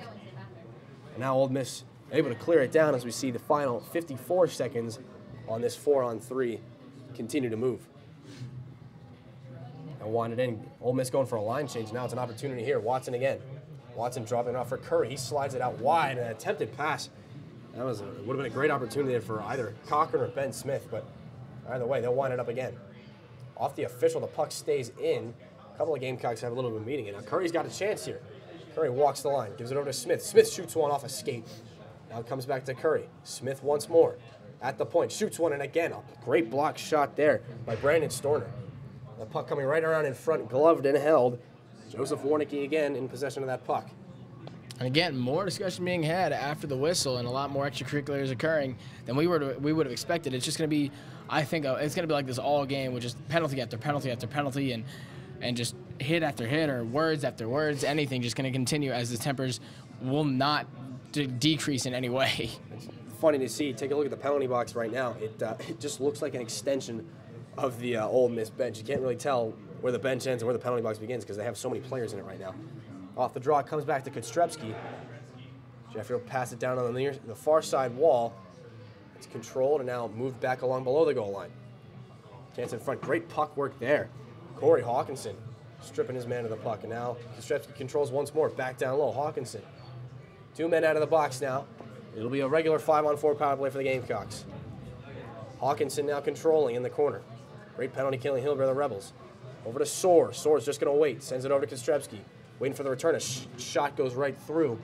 Powderly's got to collect it off the boards. Powderly dropping it off now. Back out to the point. Brian Soar. Soar wristing one. It goes off a leg in front. Now it's a chance. Oh, big stick save denying Corey Hawkinson. The puck pops around some more and almost batting it in was Powderly. Rimmed around. Penalty has expired. We're back at even strength. 6:55 to go. Second period of play in this 2-1 hockey game. Now a chance ahead. Coming Padula. He lost the puck there. Gatlin's going to battle for it. Now they bring it ahead. Soar, a bit of a stretch pass intended for Jeffrey Kostrepski, but Jones got a stick on it. Now it's thrown away. Batted right back out of the air. High stick there. Wow. What a play. Jared Ward with his stick all the way up in the air, batting it back down. And John Gatlin doing the same thing, a high stick batting that puck down. We've got a stoppage of play here. 6:36 to go in the second period.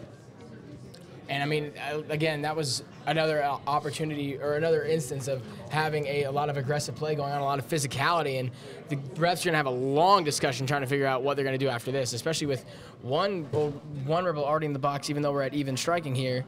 We're just trying to see what's going on right now. They're trying to determine, where the face-off will come. Jared Ward, obviously very proud of himself for his hand-eye coordination as he's retelling the story to Evan Hoey. Again, a lot of discussion here, a lot of uncertainty, it seems, between the officials as to what exactly they want to do. And it looks as though Ian Schneider, who we saw with a scare, a little bit of penalty earlier or with the hit earlier, he has been with the trainer for ever since he got off the ice. Seems to be standing up now. He was in a very visible pain, so we'll look to see on how long it takes for him to get back in the game. Again, we haven't seen Jake Tenji since he left for the locker rooms earlier on in this period. It seemed to be after one of the collisions on the far side. He was okay. He stayed on the bench for a considerable amount of time, but I guess he was just waiting for a break-in play where he could finally come over to get some relief in the home team dressing room. Another defensive zone face-off. Again, we skate 5-on-5. That puck rimmed back around. The Gamecocks will try to get something going here through center. That will not happen, though, as Ole Miss backhands it again. Turned over to Hickman. No zone is safe. A lot of turnovers in every zone for all three teams, and a thundering hit in the corner. Puck comes right around in front. A chance off the pads, and Watson couldn't stuff it in. Hickman keeps it in at the point. He chips it up high. The puck winding up all the way down low. A nice hit there by Evan Hoey. We've got another stoppage in play. The puck pops out over the glass and actually through the netting to one of the Lucky fans. He's trying to give the puck back. I don't know why. I would definitely keep it.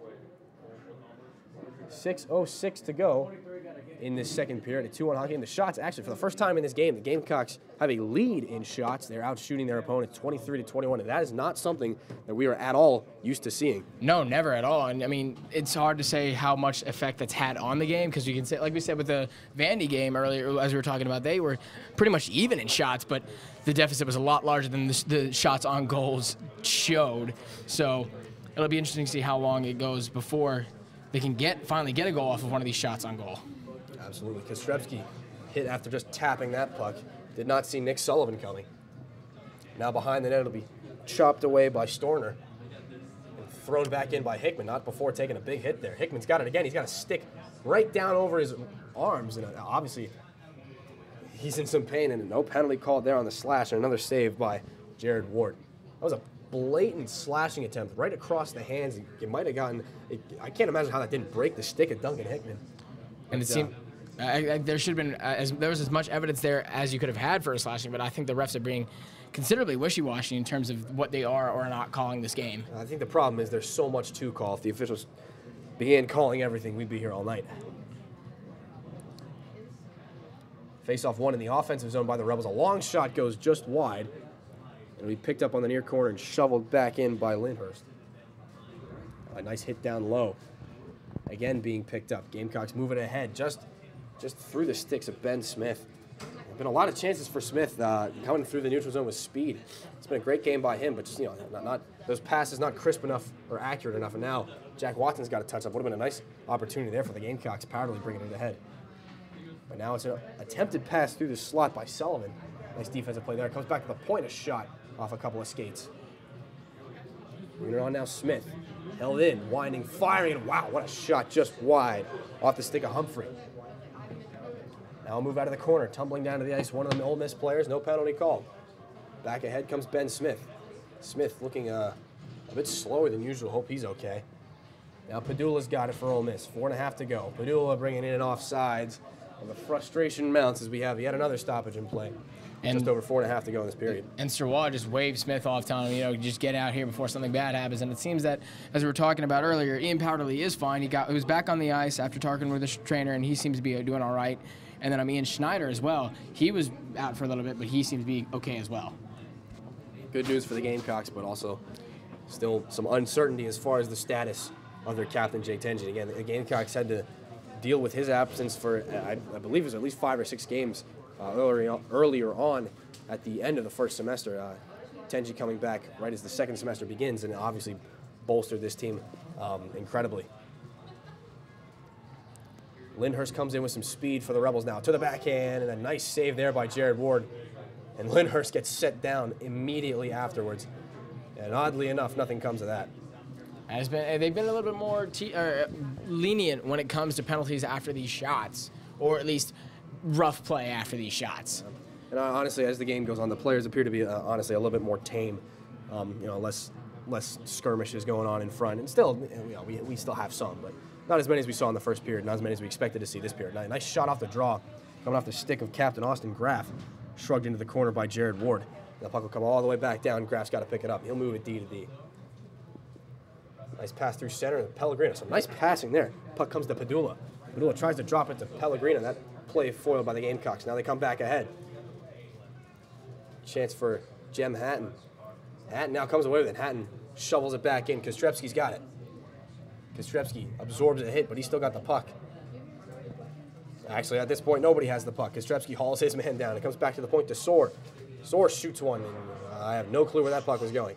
About 12 feet wide. And Hatton a chance in front of rebound. Oh, what a big stop there. And now another chance hits off him. And 4 or 5 chances here for the Gamecocks. They cannot convert. Soar a diving play. Can't keep the puck in the zone. Now he does, and Soar's just floundering on the ice there. I have no clue what happened there. As Graff trips over him, and Graff's got some words for Brian Soar as he skates away.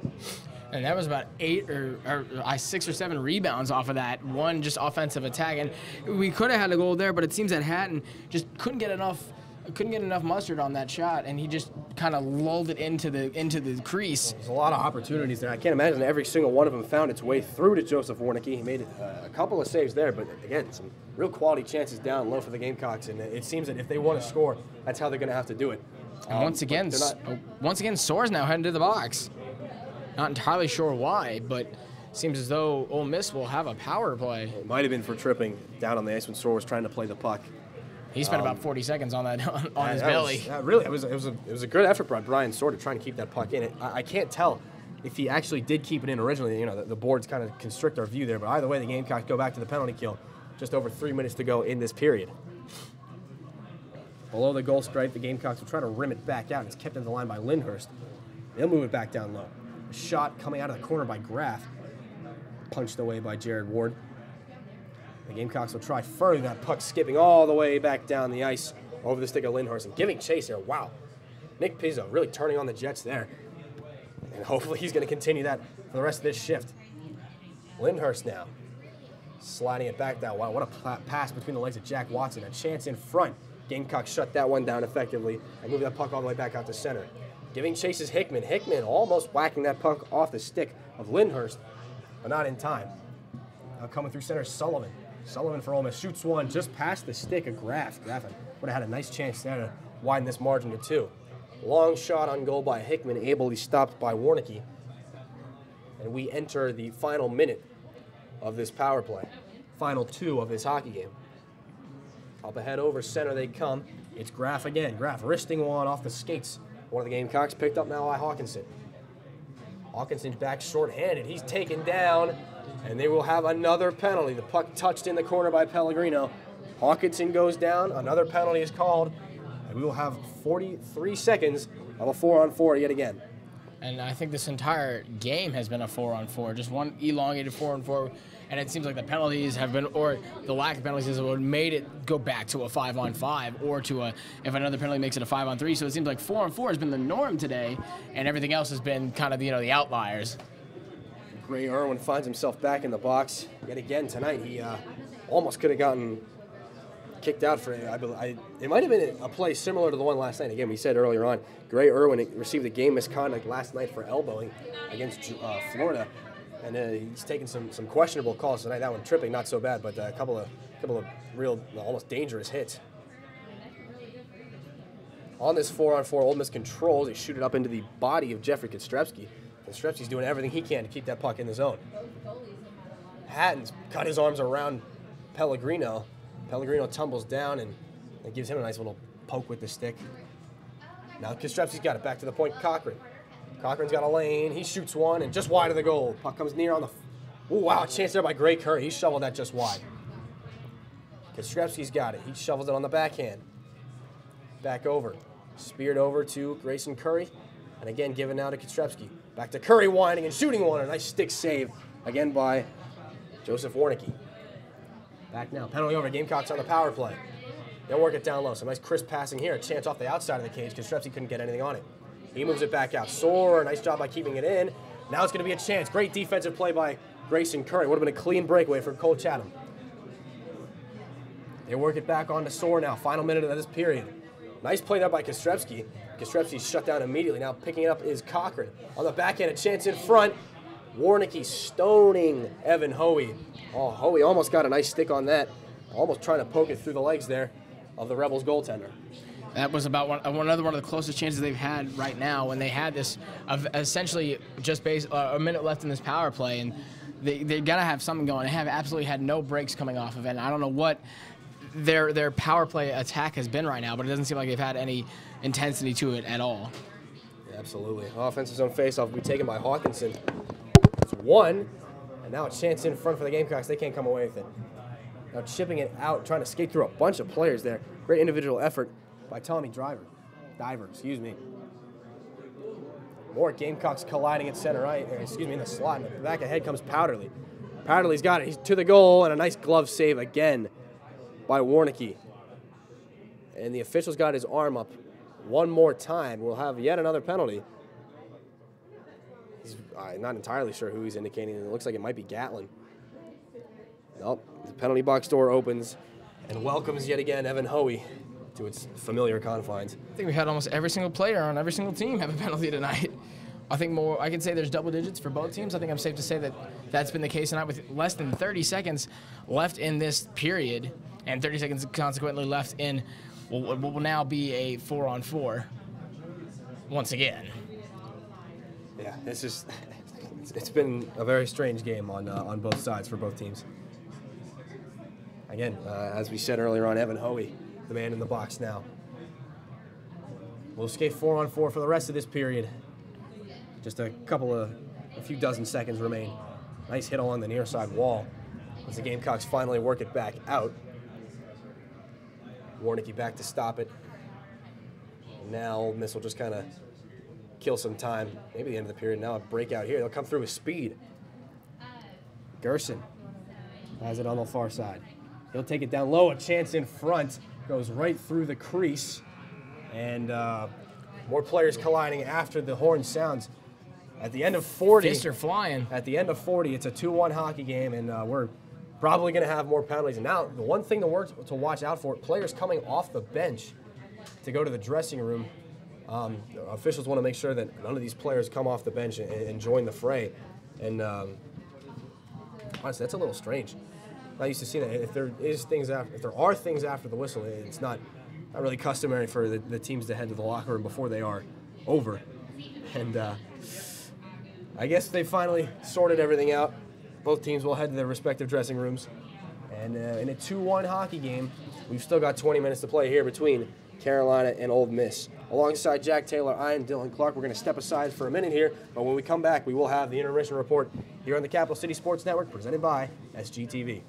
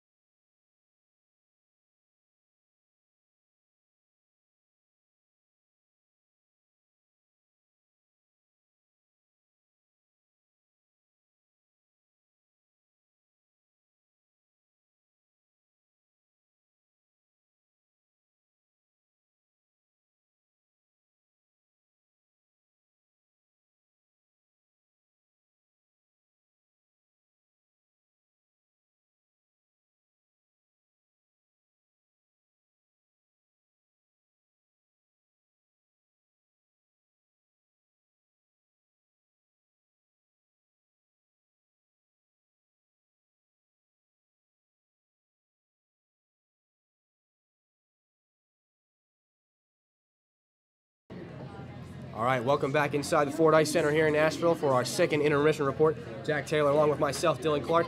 Gamecocks trail by a score of 2-1. Brian Soar able to get that goal that propels the Gamecocks back into this hockey game. Again, they're still looking for more, but our most pressing matters right now, Ian Schneider and Jake Tenji will not finish this hockey game for the Carolina Gamecocks. And that's a lot of pressure to put on the rest of the team, not only for this game, but for going forward. If they are able to pull out a win tonight and are able to make it to the playoffs, we know that if it is another concussion for Tenji, who that was his concussion that ailed him the beginning of this year, then that's probably it for him. And we said that Ian was favoring his left leg a lot, and we don't know how serious of an injury that was, but he was with the trainer for a while, so like we said, that could be another huge injury and another huge loss, especially with Son Davis being out for the rest of the year. Right, so many injuries now plaguing the Gamecocks.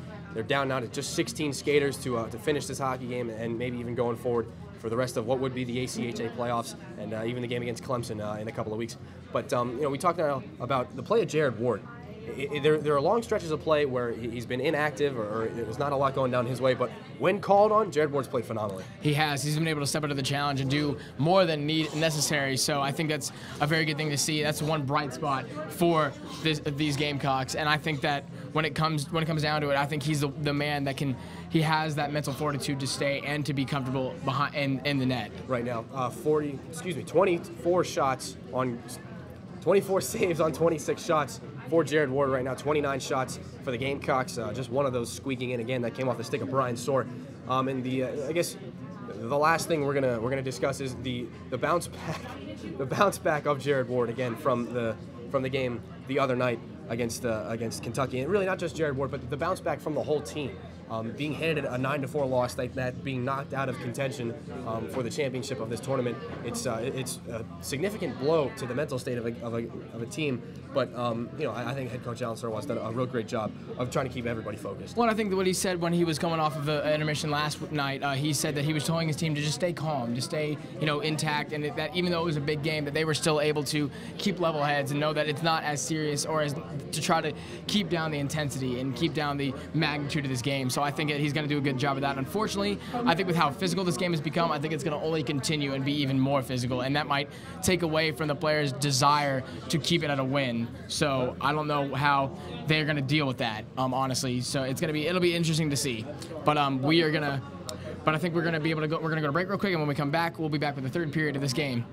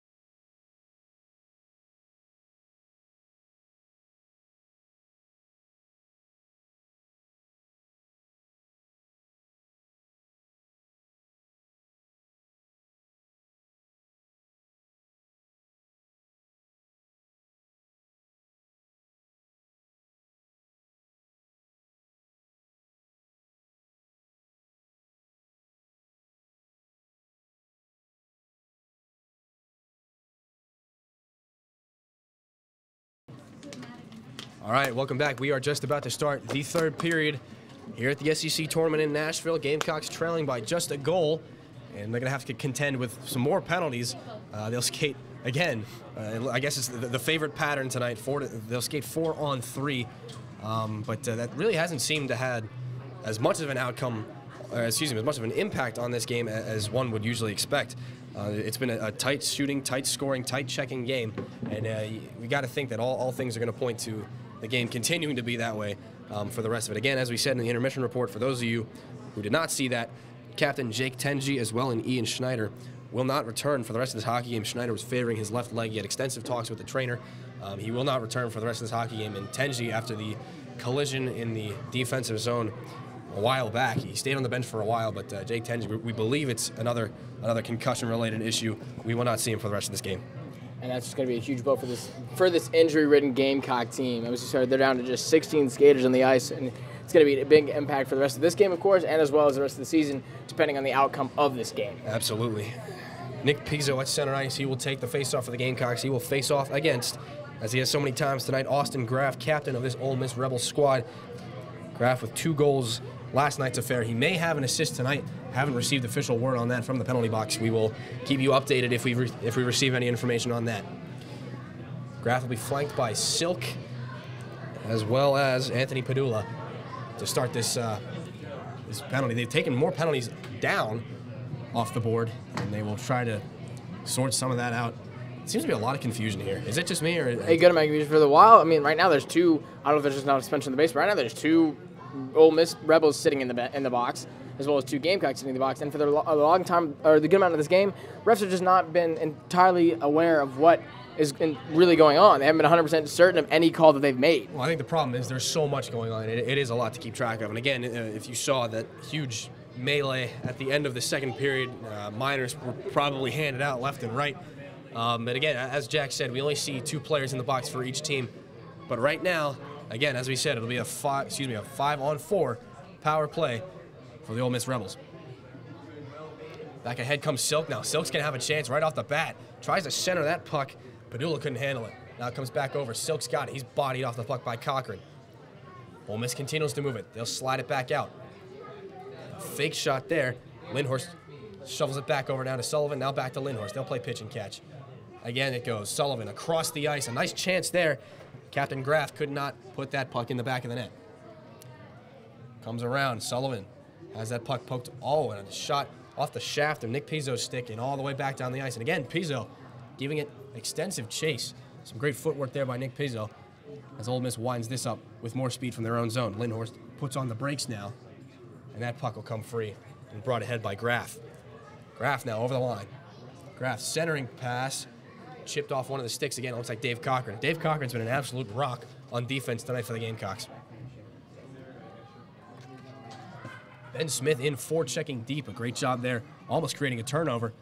But Ole Miss kept their wits about them and moved that puck on out of the zone. Padula brings it over. Onside, a nice move by Padula. Graff's got it now. It comes free. Shot from the back, and they score!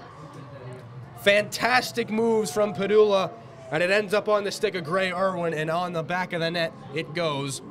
What a shot there up over the blocker of Jared Ward. The score is now Ole Miss 3, Carolina 1.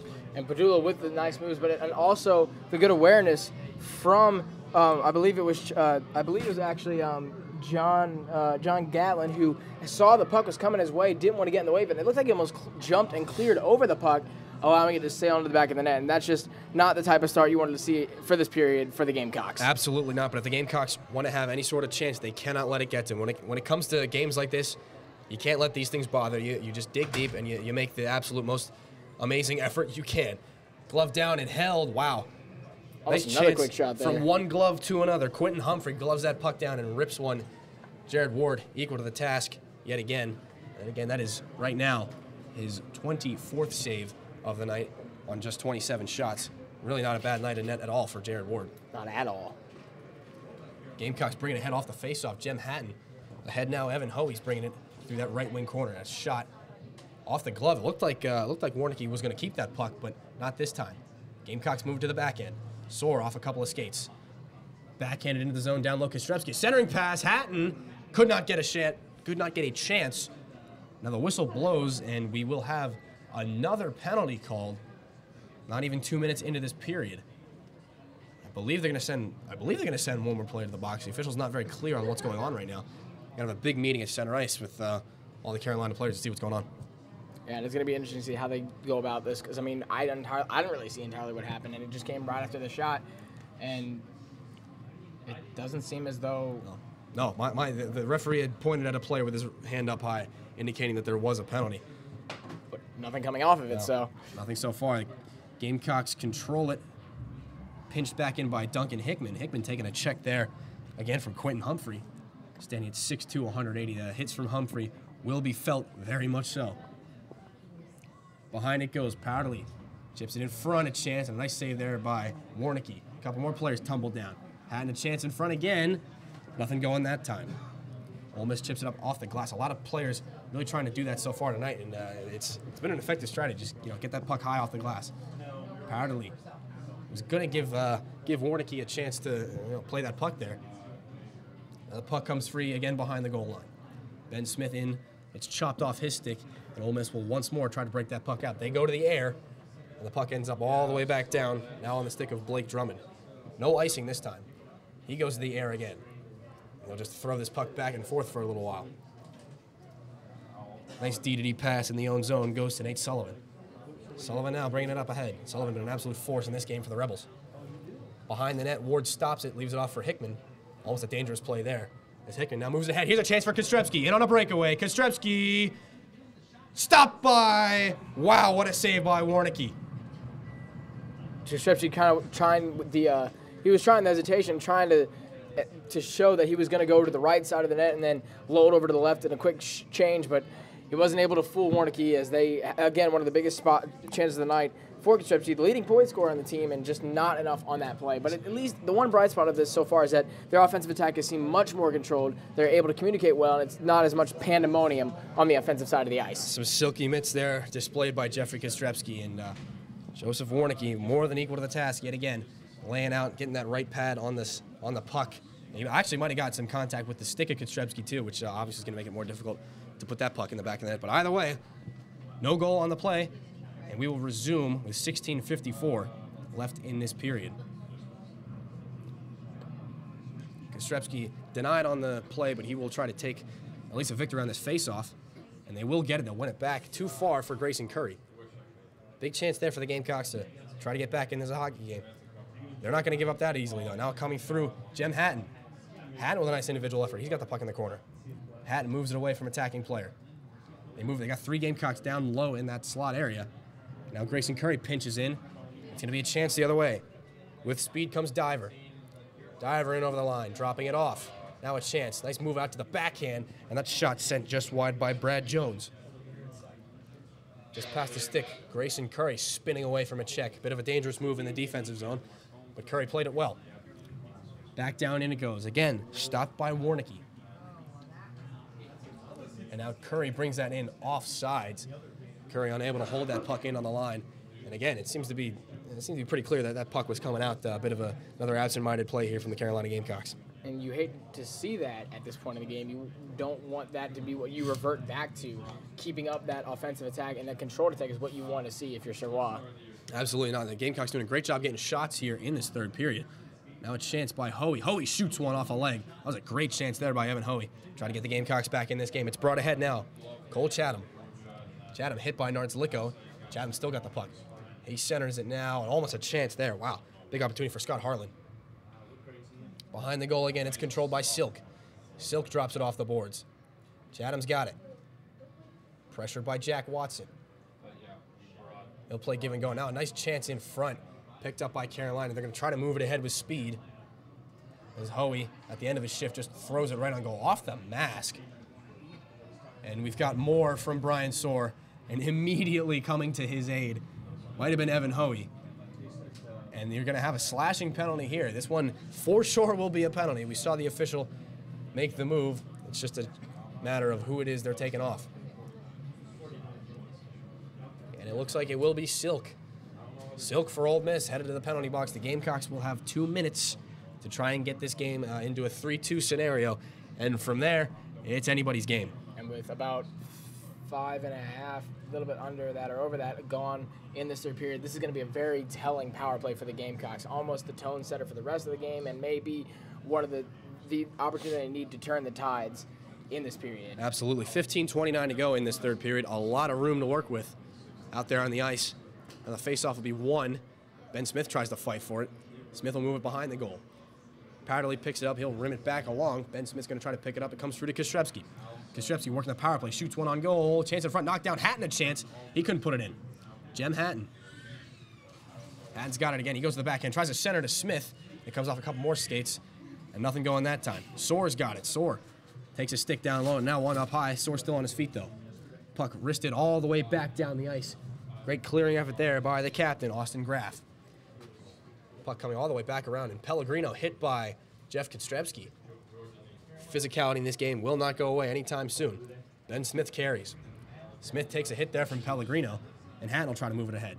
Can't keep it in the zone, and Smith's just going to shoot it up into the hand of Graff, and Graff moves it all the way back down to the ice again.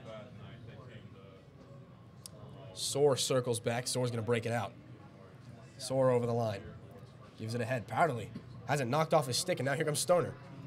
Stoner a chance, shooting one off the goalpost. And now a second chance. That one just sent wide. What a chance there. Michael Chirko with the follow-up opportunity there. The original chance by Stoner. Behind the goal it comes. And some nice pressure again by Quentin Humphrey. He's been in the face of the Gamecocks all night. Kostrepski brings it ahead. Takes a stick. Wow. Right off the fingers of Jeffrey Kostrepski. Quentin Humphrey's going to go to the box. Kostrepski in some obvious pain as he goes right to the bench. And we're going to have another penalty stacked on top of the one already to Connor Silk. Gamecocks will skate 5-on-5 for 29 seconds. And it looks like we have a couple other players in discomfort or even almost in pain. A couple Gamecocks sitting down on the bench being looked at by their other players and their other teammates. So I don't know how many players the Gamecocks are going to have after this game is over. Again, as we said, the Gamecocks down now to 16 skaters, and Alan Serwa is trying to call a timeout from the bench, and he can get the attention of none of the referees. Now he's got it. The Gamecocks will take their only timeout of this hockey game. Really, talk about the play of Quentin Humphrey. Humphrey, actually a grad student at Ole Miss, not a regular freshman, sophomore, junior, senior, anything like that. And he plays like he really finds his time on the ice important. He's been all over there, zipping around and making real physical plays. And again, the penalty is not very indicative of his play all night. He's played very well for the Ole Miss Rebels. Entirely, and it's another thing. Even with the amount of going on the other side of the ice, even the amount of penalties that Soar has had, he has still had a very effective gameplay in this tournament. Two goals in the tournament. Well, the first in each game so far, and just his presence, no matter how aggressive he can get or no matter how hot-headed he can get, he still is able to perform at a very high quality in this game. Absolutely. Rebels seem to be keeping it light on the bench. Laughter there from Joseph Warnicki, again, the lone goaltender for the Ole Miss Rebels. Jared Ward seeming to shrug off some of the contact from earlier on in this game. I'll be interested to see how he is after the game. We might try to talk to him, see how he's feeling going forward. Again, if the Gamecocks fail to win this game, their ACHA playoff bid would appear to be over. Puck coming back out to center. Soar's got it. Some heavy forechecking here by the Gamecocks on this 5-on-3. Excuse me, heavy forechecking against the Gamecocks on the 5-on-3. Now Hatton just drops it off for Pizzo. Jem Hatton again on that far side circle. Hatton a shot that just goes wide. 3-2-1. The 5-on-3 expires. Kostrepski now at the blue line. He cycles it back down low. Turning shot. Letting on outside the cage. Now another clearing attempt by Ole Miss. Ward tries to play the puck. Nice play there. Pizzo's trying to get it. Silk now trying to take away the options from Kostrepski as he comes ahead. Kostrepski takes another stick off the knees as it goes ahead, and Jeffrey Kostrepski obviously frustrated as that pass would not connect. Puck slapped out of play.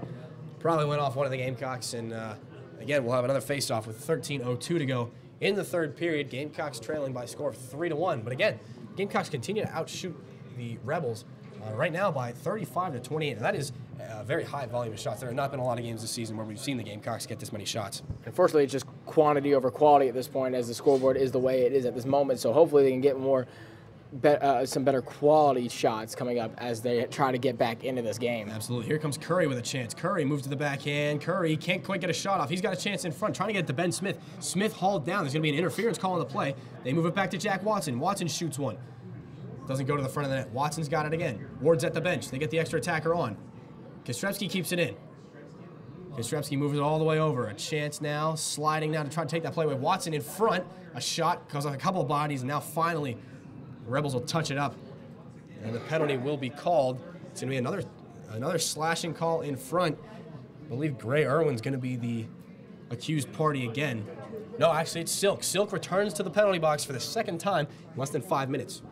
And he seems to be getting more and more aggressive as this game has gone on, and it's happened around every player in this game. But I think that it's been a bit more controlled for the Gamecocks. They've been out of the box more this period than they have in the periods past. Absolutely, you got to think that's one of the things that Alan Serwa talked to this team about, because both teams taking dozens of penalties in this game, and it comes down to whoever can stay out of the box better than the other team. I believe we actually ended up saying that yesterday in the Kentucky game. And the puck rimmed around. The Gamecock's going to have another abbreviated 5-on-3. Curry keeps it in. Wow, that puck was very close. Now a delayed whistle blowing that puck down offside. The official right in front of the puck did not blow it. The linesman all the way back on the other side says it was offside, so the faceoff will come outside of the zone.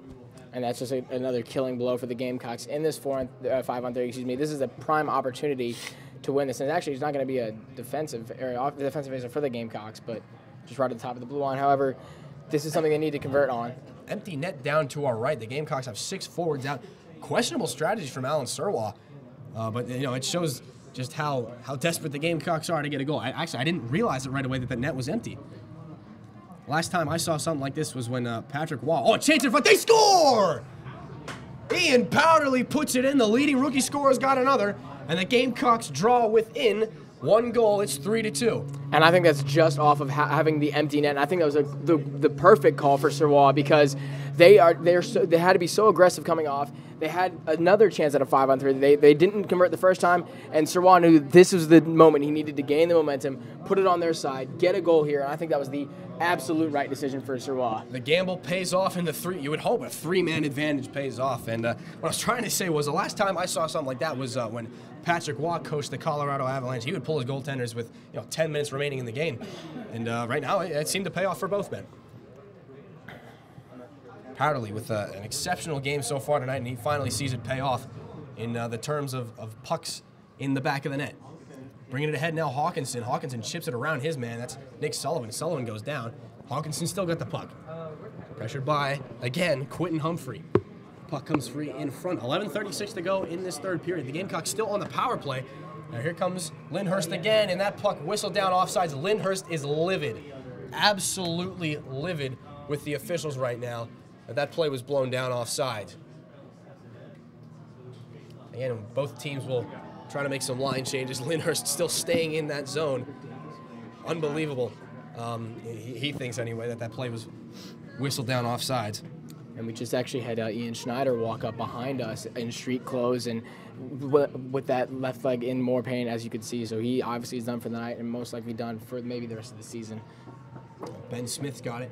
Now comes the Powderly again. Powderly looking to get another. Centers it to Ben Smith, and that puck goes through all the legs. Nobody can get control of it. Tempo increasing dramatically. It's like someone flipped a switch since that puck went in the back of the net. Cochran's got it. He's going to be hit there along the far side wall. And Ben Smith picks it up. That puck goes off a leg, not offsides. Now a far side chance in front, off a skate. Oh, that puck almost went in the back of the net. Lindhorst has it now. A puck off of a couple of skates. One of the Ole Miss players almost put it in their own net. Back in the neutral zone, they'll regroup. Dave Cochran brings it ahead of speed. He'll drop it off for Smith. Smith now centering past Powderly again. And almost a chance shut down. Now a chance in front. Pizzo's almost got it off the pad. Another great save by Warnicki. All the way back down, Ward's got it. He'll just pop that one off the blade of his stick. 6 seconds left on the power play. And the Gamecocks got one. They'll still need another if they want to continue this game. Back in the own zone, a turnover. Nick Pizzo's got it. Pizzo tries to center it. Nothing going there. Grayson Curry's going to have to come in. Pizzo hit a little bit. Nice bump there by Irwin. Puck coming around, and Ole Miss, again, goes to the air. That puck knocked down right in front of the Gamecock bench. They'll backhand it up. Cochran can't do anything with it. Comes all the way back. Blake Drummond's going to have a couple problems on his hand. Some nice forechecking there by the Rebels. Redirected, and at center ice, Rebels will just shoot it back in. Jared Ward once more play that stick to a defender. And again, that bounce pass off the boards in behind the Gamecock net. It's a bit of a blind backhanded pass by Cochran. We've seen it a couple of times, and it's a very dangerous play. And we'll see how that goes. A shot up high. Wow, what a chance there. Braden Storner almost putting Ole Miss back up by 2 goals now. Just 9.5 to go in the third period. Puck coming free. Ward yet again stops that puck, and Hickman will take it. Hickman will see what he can do. He moves up to Alex Siegfried. More players collide behind the play. Here comes Siegfried. Siegfried cuts diagonally across the ice. He'll move over to the left wing side, and he'll just shoot one that goes way wide. Not entirely sure what Siegfried wanted to do with that puck there. Puck kept in at the line by Hickman. Hickman's got some room. He shoots one on goal, tipped in front, rebound. Oh, just put wide. A chance for Hoey, and another save. They score! A couple of chances right in front, and Carolina's got this game tied at 3. Just over 9 minutes to go, and I don't believe what I'm seeing. That went from the lowest of the low to the highest of the high. Hoey with a absolutely beautiful opportunity, nearly almost empty net from how far that Warnke was over, and he was just not able to control it and slip it in, so he was wide right. But then off the rebound, able to come up as fast as possible with that attacking offense that they've had in this later half of the period. And it took them long enough, but they finally got this game back to square one. And judging by the players that were in and around the net at that point, it may have been Alex Siegfried who touched that puck home. Again, unsure. We'll keep you updated as we see who it is when we find out the identity of the goal scorer. Again, the Gamecocks just pouring shots on goal at this point. 42 so far in this game. We've got another penalty up on the board. Gray Irwin penalized again. And I'm not entirely sure, Jackie, you have any idea what that penalty I have no clue, but now what I do know is that with another power play on their hands, they have to connect and they have to capitalize just like they did on the last one. A huge momentum swing here, and the resilience of the Gamecocks comes through. Back through center ice, it's Ben Smith. Smith drops it off. Jack Watson can't handle it. Comes back out, Kostrepski throws it over the slot. Kostrepski gets absolutely blown away by Silk. He's very slow to get up. Gamecocks bringing it on sides. Ben Smith a chance, wow. A bouncing puck. Smith redirects it on goal, and another save by Warnke. And that was almost finding itself in the back of the net. If it took a bit different of a bounce, could have been back there. But Kostrepski absolutely obliterated on the wall, and he was very, very slow to get up. He has gotten a beating tonight. Yeah, absolutely. It's easy to tell when the opposition does its homework on you. It's been very difficult for Jeffrey Kostrepski really to find a clear patch of ice tonight. Kept in at the line once more. Greg Curry wants it. Greg Curry will get it. He'll one-time one. Another save by Warnke. That one right on, not touched in front. And we'll have yet another stoppage. Faceoff will come to his right. And it's been very different sides of it. Where Ward, he gets the puck near him, he will just let it drop it off and keep the momentum going and keep the play going. But when Warnke gets it, he is quick to hop on it. Absolutely. Warnke wanting to smother as many of these pucks as he can because he's been burned on rebounds at least twice tonight. And he doesn't want to repeat that if he can help it at all. Curry's got it in. He'll fake a shot, drop it off to Jem Hatton. A chance off the gloves of one of the Gamecocks in front. Now Cochran will have it. A lot of Gamecocks down low. Hatton brings it back out up high. Curry quarterbacking this power play. He shoots one from long range, and that one thunders into the boards behind. Ole Miss able to clear it out. We will see the penalty minute timer hit a minute. The game clock within 8. Jem Hatton at center ice. The puck off his skates and now poked right off. Ward's going to come out and just gingerly poke that puck. He was getting eyed up at center ice by Austin Graff because Graff knew if Ward was going to come out and play that puck, Graff was going to go in after him. A bit of a real good heads-up play there by Jared Ward, not to come out and be aggressive on that challenge. I don't even think he hit it. I think he just kind of, he pushed it. I think he just kind of touched it. No, he looked like he wanted to come out and play, like skate out a lot farther. Curry's going to control behind his own net. He'll wait for a lane to open up, and now it'll come up ahead to Ben Smith. Smith will play it off the boards. Now in they go, Jack Watson. Over the line it comes, Watson. A nice pass there. Could not be gotten to Dave Cochran. Back to the point. Smith shoots one, and he could not get everything on that. He fanned on it. Now that puck will come all the way back down to the final 10 on this Gamecock power play. They'll set it up almost out of the box, and now stepping back on the ice is Gray Irwin. As that penalty expires, a long shot by Hickman, right into the glove of Warnicki, and he'll hold for another face-off. And again, just like Jack said, Warnicki very, very conservative with how he plays this puck. But especially with the penalty kill impending, so that was obviously the smart move from Warnicki. And I think actually that might have been one of the few shots on goal this season for Duncan Hickman, as he has had absolutely no goals this season. So, bit of a rare sight, and he knew how much time was left on that penalty. Absolutely, Hickman, not exactly your offensive leader, but a defensive pillar. Now a chance the other way. It just avoids the stick back the other way. A shot. Oh, what a save by Jared Ward. Scott Harlan with a chance, a quick breakaway, and it might have been shaved just by the shaft of the stick of Jared Ward. More players collide. Silk's got it for Ole Miss.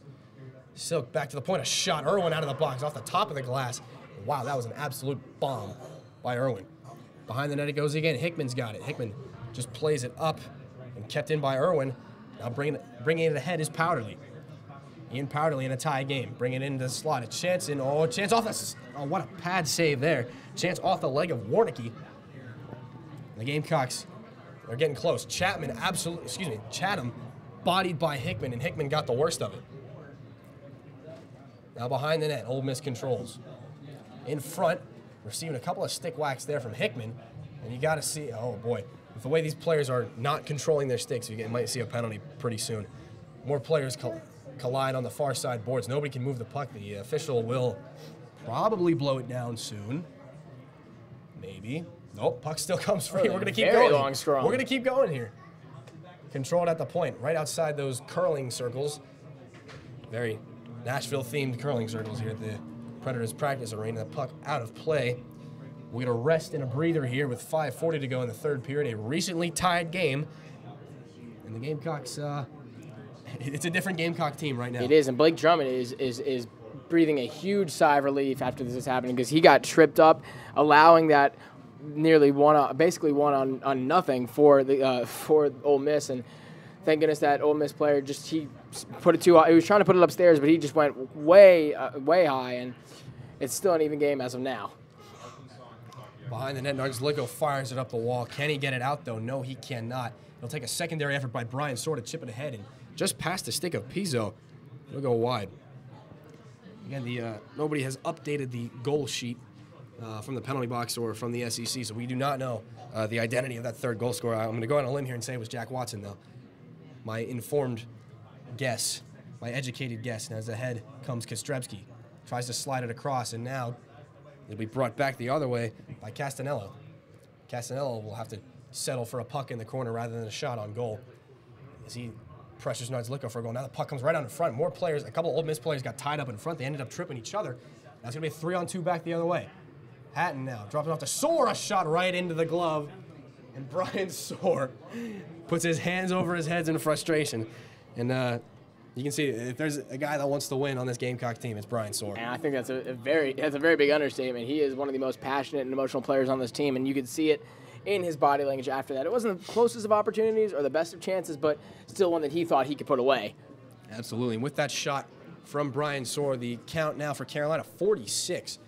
An absolute onslaught of shots, and you got to think it's going to keep paying off for him if they keep playing this way. In the corner, it's Watson. Watson for Carolina loses possession, will be lofted back ahead and played by the hand of Pellegrino. And off the stick it comes. Cochran's going to control.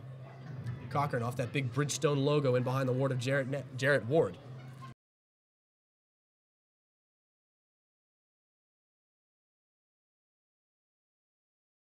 By.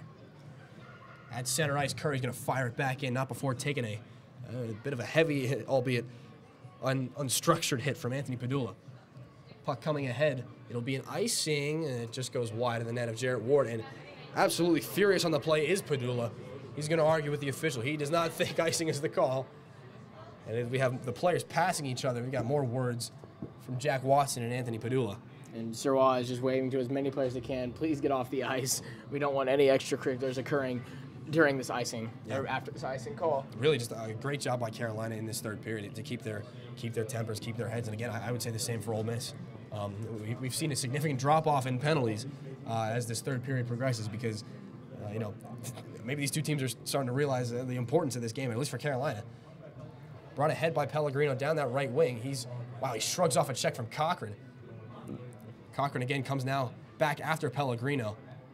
And Pellegrino gives him a shot as he skates away. Curry takes one away. A little bit away from the play, and a diving attempt at a check from Curry. He's got a couple of sticks up high. The official actually kept that puck from going in to the offensive zone for Carolina. They got to regroup at center ice. Bringing it back now, Ole Miss. A sense of urgency now, obviously felt by both clubs.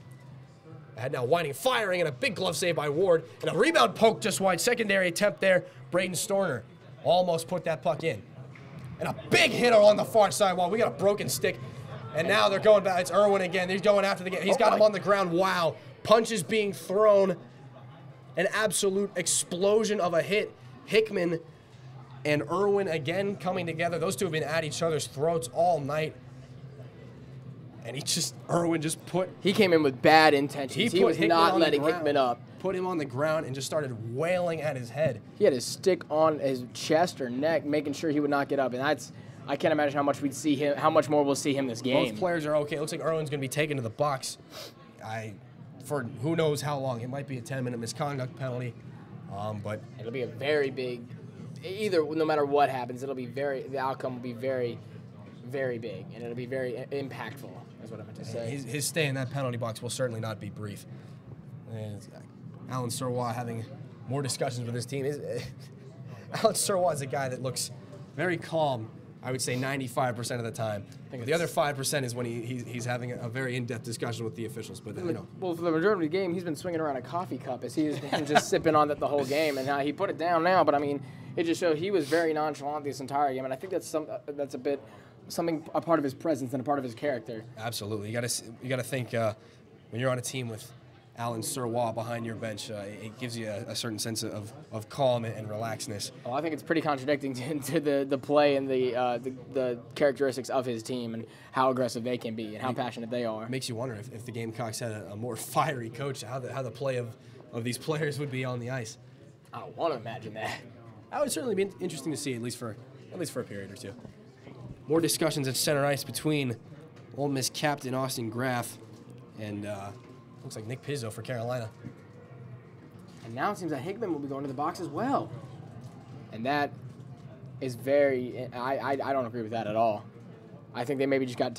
It seemed to me they got tangled up, and I feel that that Irwin, he instigated all of that, and he was the cause of the driving force of that entire fight. At any rate, the penalty's up on the scoreboard now. 2 minutes each to Duncan Hickman and Gray Irwin of the Ole Miss Rebels.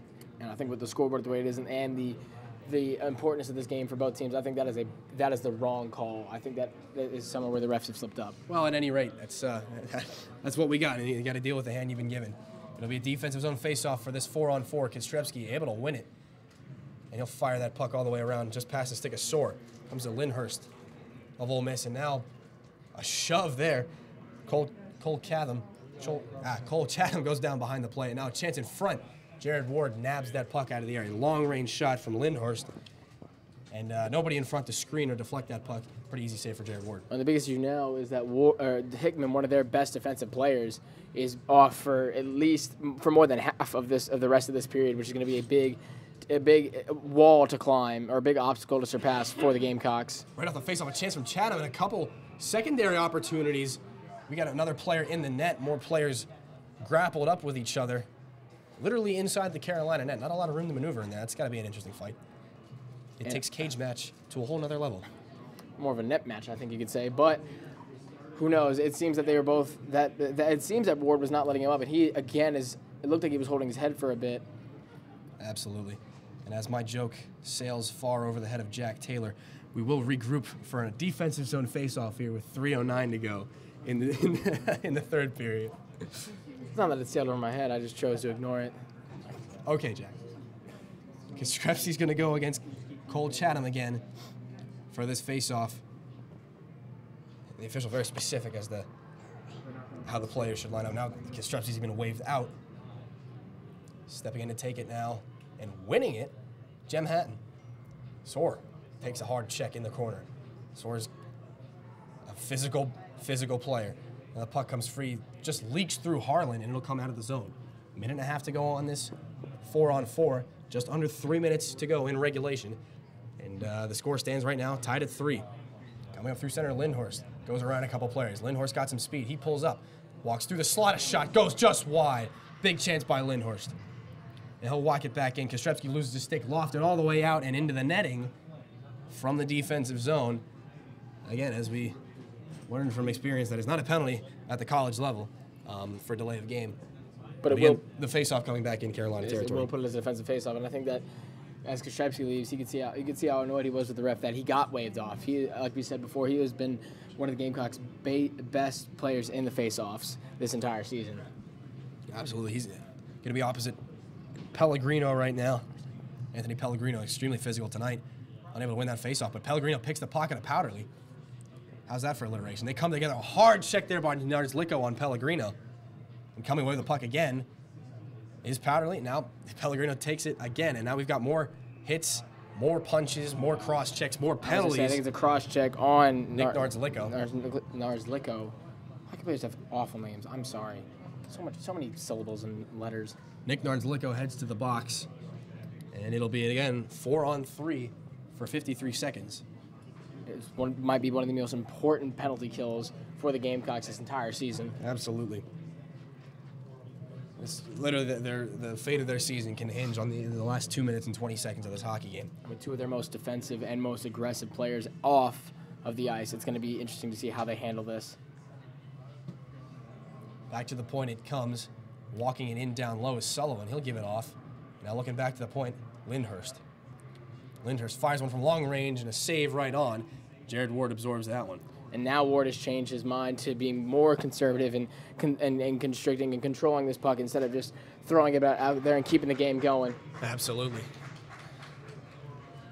And we've seen a lot of Jared Ward this season, and it's been really interesting to see the way he's grown and really turned into a real starting goaltender this season. The face-off won by the Rebels. They won it. Goes past the stick of Nick Sullivan, and they'll have to regroup. Bringing it back in, hounded by Greg Curry. Pressured heavily there. Greg Curry again giving more pressure against the goaltender, Joseph Warnicki. And now Lindhorst is going to have to set things up from in behind the goal stripe. Minute 44 to go in this period. 16, 15, and now 14 to go on the 4-on-3. Coming over the line now, Chatham. Chatham shooting one off a leg. That one coming off the stick of Scott Harlan. Harlan looking to the point now. Now he'll take it in himself. Back down low to Chatham. Back out front. Now down low, a chance there. Some nice giving and going there from Sullivan and Lindhorst. Nothing will go. Out of the corner, get a shot.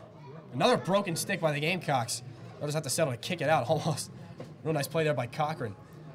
The one penalty has expired. Now a chance in the slot. Wow, a defensive play by Nick Pizzo keeps the Gamecocks from losing the tie. Back out, a great clearing effort. Cochran's gonna have to go to the bench either for a new stick or for a replacement. Wow. Threw it at Sirwa. Over the line, Ole Miss comes. A bit of a distraction there. Somebody threw a stick at someone on the Gamecock bench and hit Sirwa in the face. He's okay though. Now some collapsing in front of the net. An absolute car crash in front with a couple of players tumbling down to the ice. Drummond a little slow to get up. With less than a minute left, it's going to be much more aggressive and intense now. But I apologize, Mr. Powderly. I heard as he was walking behind me talking on the phone, it seems that Ian has pulled his hamstring. Obviously done for the night, but we'll see how long that nails him and how long that keeps him out. Oh, jeez. I didn't even notice that. Yeah, did you see?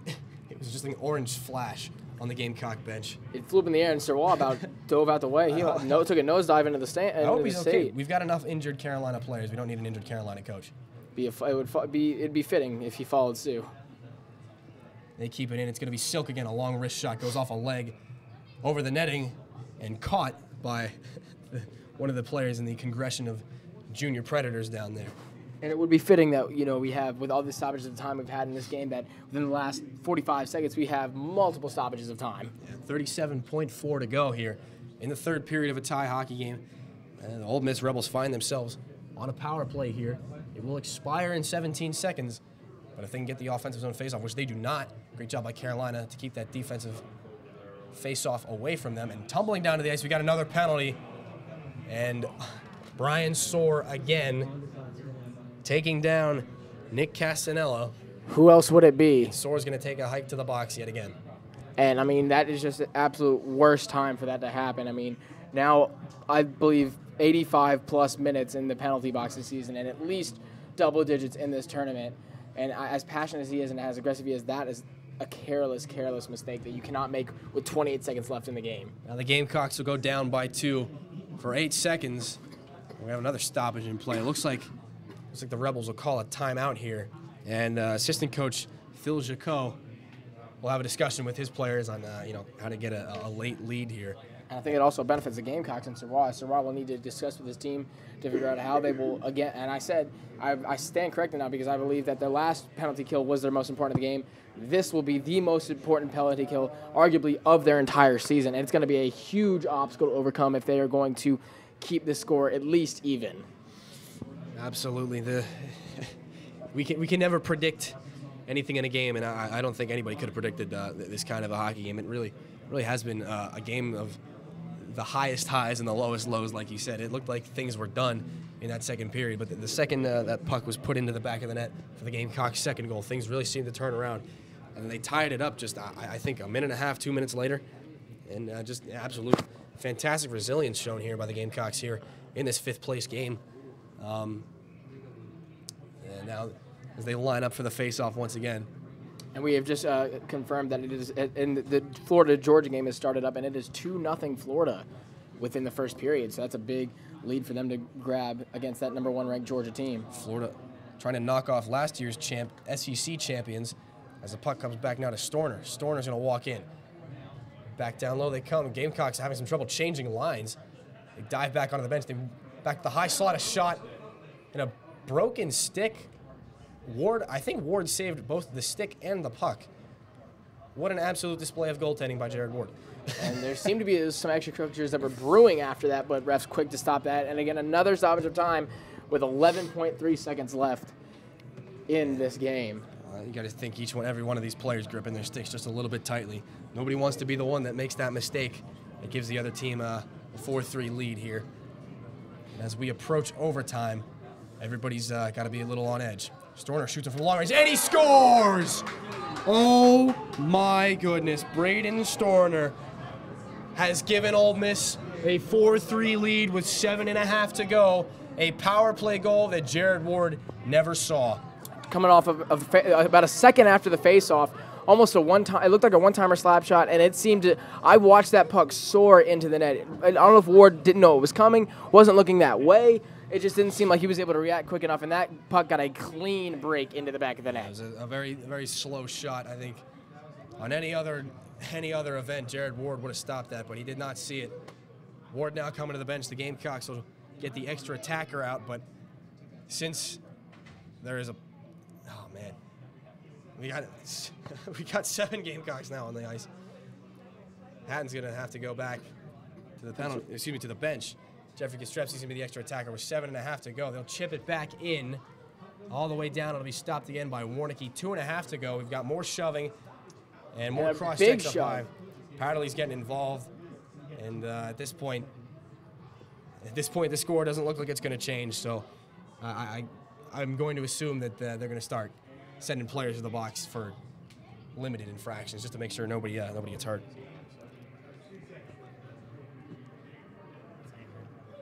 Really just an absolute heartbreaker here for the Carolina Gamecocks. It looks like they were pretty close to really making this game one to remember. And I guess technically it kind of is a game to remember, but for all the wrong reasons. And Irwin will be exiting the game. Not happy about that, but it is clear that he should not be on the ice anymore, and he's going to just stay and watch for these last 2 seconds. Yeah. With the advantage here, we'll see what the Gamecocks can do. As they had Ole Miss had 5 players on the ice, now down to 4. I believe, or not? No, I don't. More confusion as far as line changes go. Jim Hatton's going to line up a bit far outside the faceoff. He's lined up in the right faceoff dot. Going to try to open him up for a one-time opportunity at the net. And the ref's saying that Ole Miss should only have 4 players on the ice right now, waving number 33 off. Well, with the penalty to Irwin, they should put someone in the penalty box technically, but face-off won by Ole Miss. They will just pin this puck to the boards. And with that, the buzzer sounds and the Rebels pour over the bench. Final score, Ole Miss 4, Carolina 3.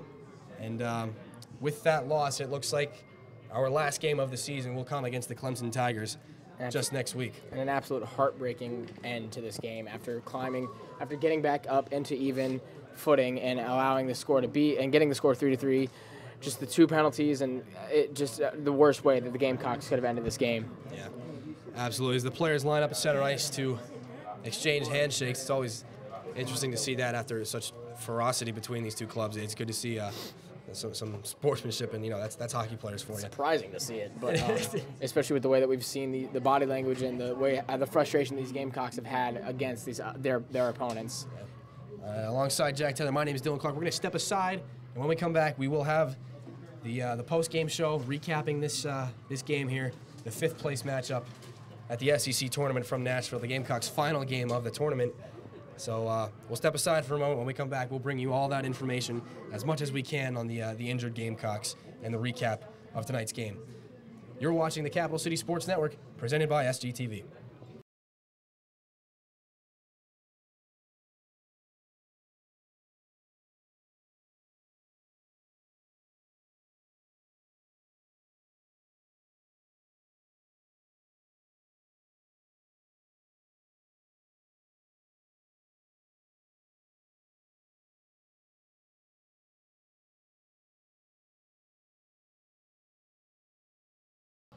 All right, welcome back. And we thought that break would be a little longer, but we actually do have CCSN staff members that need to get on the bus with the team, so they got to hustle and get out of here. But just a couple of remarks from Jack and myself real quick. It really was one of the better games that the Gamecocks played all season. It was, and especially in this tournament, it seemed that the Ole Miss became a little bit more conservative as the game went on, and Gamecocks took advantage of that. It was just like we said, it's been their flaw all year. It's been their killer all year. Is how hot-headed they get and how aggressive and loose they get with their physicality, and that's honestly was the killing blow for them as the game ended. Absolutely, a very tough game to swallow as your Carolina Gamecocks fall by a score of 4-3 to Ole Miss. The shots on goal 46-38 in favor of Carolina.